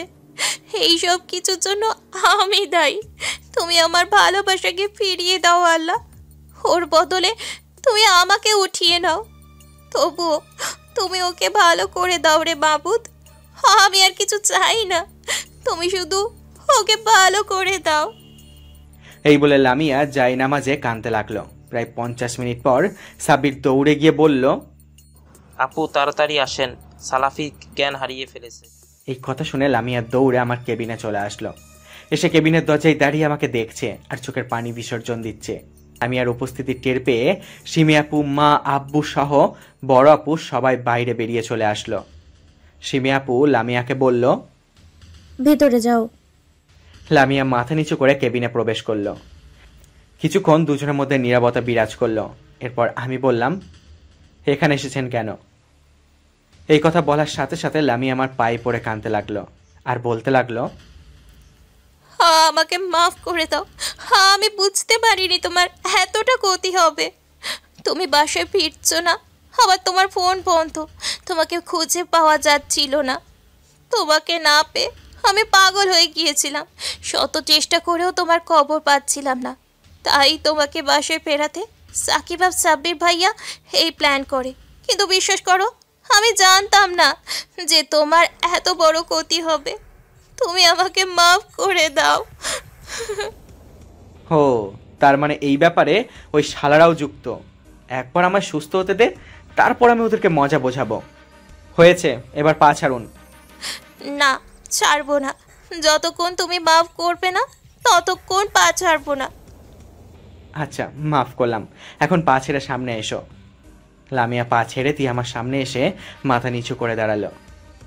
এখন কি এই চরিত্রহীনটাকে একটু বুকে জড়িয়ে নেওয়া যায়? এই কথা বলতে আর দেরি নেই। লামিয়া হুমড়ি খেয়ে আমাকে বুকে শক্ত করে জড়িয়ে ধরে বলতে লাগলো, আমাকে মাফ করে দাও। আমি তোমাকে ভুল বুঝেছি, অনেক বাজে কথা বলেছি। চাইলে তুমি আমার জিহ্বা কেটে দাও, আমাকে মেরে ফেলো, তবুও আমাকে ছেড়ে যেও না। মরে যাব তোমাকে ছাড়া। কে ছেড়ে যাবে? আর কোনোদিন ছেড়ে যাওয়ার কথা বললে মেরে হাত পা ভেঙে রেখে দেবো বলে দিলাম। আমার কথা শুনে লামিয়া আমাকে আরো শক্ত করে জড়িয়ে ধরে কাঁদতে লাগলো আর আমি সান্ত্বনা দিতে লাগলাম। আর কিছুক্ষণ এভাবে থেকে শান্ত হলো। কিছুক্ষণ পর সাকিব এসে বলল, রেডি থাকো তোমরা, রাত পেরোলেই তোমাদের বিয়ে। বিয়ের কথা শুনে লামিয়া আমার বুকে মুখ লুকালো। বুঝি না এই মেয়ে মানুষদের এত লজ্জা কোথায় রাখে। পরের দিন শুক্রবার যথা নিয়মে আমাদের বিবাহ সম্পন্ন হলো। দুজনে বাসর ঘরে বসে আছি। সাকিব আর সাব্বির একটা বাক্স দিয়ে চলে গেল, কোনো কিছু বলল না। বাক্সটা গিফট পেপারে মোড়ানো। বাক্সটা খুলে দেখি একটা সাদা পাঞ্জাবি আর একটা সাদা শাড়ি, আর তার সাথে একটা চিঠি। চিঠিতে লেখা, প্রিয় সালাফি, জানি এখন তুমি বাসর ঘরে বসে আছো। আজকের দিনটা নিয়ে কত আশা ছিল জানো, কিন্তু পোড়া কপাল আমার। সবার ভাগ্যে সব কিছু থাকে বলো, সব আমার জন্যই হয়েছে। আচ্ছা এইসব বাদ দে, তোদের জন্য অনেক শুভকামনা রইল। আর এই যে শাড়ি আর পাঞ্জাবি দেখছিস, এইটা আমাদের জন্য কিনেছিলাম, কিন্তু আমার তো আর পড়া হলো না। তোমরা পড়িও। আর আমি আমেরিকা চলে যাচ্ছি, ভালো থেকো। আল্লাহ হাফেজ, ইতি, লিমা। চিঠিটা পড়ে আমার মনটা একটু খারাপ হয়ে গেল। আর লামিয়া আমার মাথাটা তার কোলে নিয়ে কপালে চুমো দিতে লাগলো। আজ বাসর রাতে গল্প করে কাটিয়ে দিলে কেমন হয়? আমার মন ভালো করার জন্য বলল, ভালো, মহারানীর ইচ্ছে। এরপর গল্প করতে করতে রাতটা কাটিয়ে দিলাম। এভাবেই আমাদের দিন কাটতে লাগলো। 5 বছর পর আমার আর লামিয়ার একটা মেয়ে আছে, আয়েশা সিদ্দিকা। আর সাকিব আর মিমাপুর ছেলে, নাম আব্দুল্লাহ আল মনিন। আয়েশার মেয়ে চেয়ে 2 বছরের বড়। দুজনে সারা বাড়ি মাতিয়ে রাখে। সাকিবের এক কথা, আমার মেয়েকে ওর ছেলের জন্য চাই। অন্যদিকে বড় আপুরে এক ছেলে, নাম রায়হান চৌধুরী। আমাকে অনেকবার ওর শ্বশুর বাড়ি যেতে বলেছে, কিন্তু আমি যাইনি। এর জন্য অনেক কান্নাও করেছে। সাবিরা জান্নাতেরও বিয়ে হয়েছে। লিমা কখনো দেশের মাটিতে পা রাখেনি। এভাবেই চলছে জীবন। দোয়া করবেন এভাবেই যেন সারা জীবন থাকতে পারি। তো বন্ধুরা, আমাদের গল্পটা তোমাদের কেমন লাগলো? আশা করি তোমাদের বেশ ভালোই লেগেছে। যদি ভালো লাগে তাহলে অবশ্যই এটা লাইক করবে। আর এরকম গল্প আরও পেতে হলে আমাদের সুপারস ডায়েরি চ্যানেলকে সাবস্ক্রাইব করে আমাদের পরিবারের সদস্য হয়ে আমাদের পাশে থাকতে হবে। তো চলো, আজকের বেশি কথা বাড়াচ্ছি না, যদি অনেক রাত হয়ে গেল, আর এখন আমাদের অনেক কাজ আছে, মানে আমাদের ভালোবাসা আর কি। তো চলো ফিরে আসছি নতুন আর একটা গল্প নিয়ে। ততক্ষণ তোমরা সবাই ভালো থাকো, সুস্থ থাকো, আর আমাদের পরিবারের সদস্য হয়ে আমাদের পাশে থাকো। তো চলো আবারও পরের গল্পে তোমাদের সাথে কথা হচ্ছে। আজকের মতো টাটা, গুড নাইট।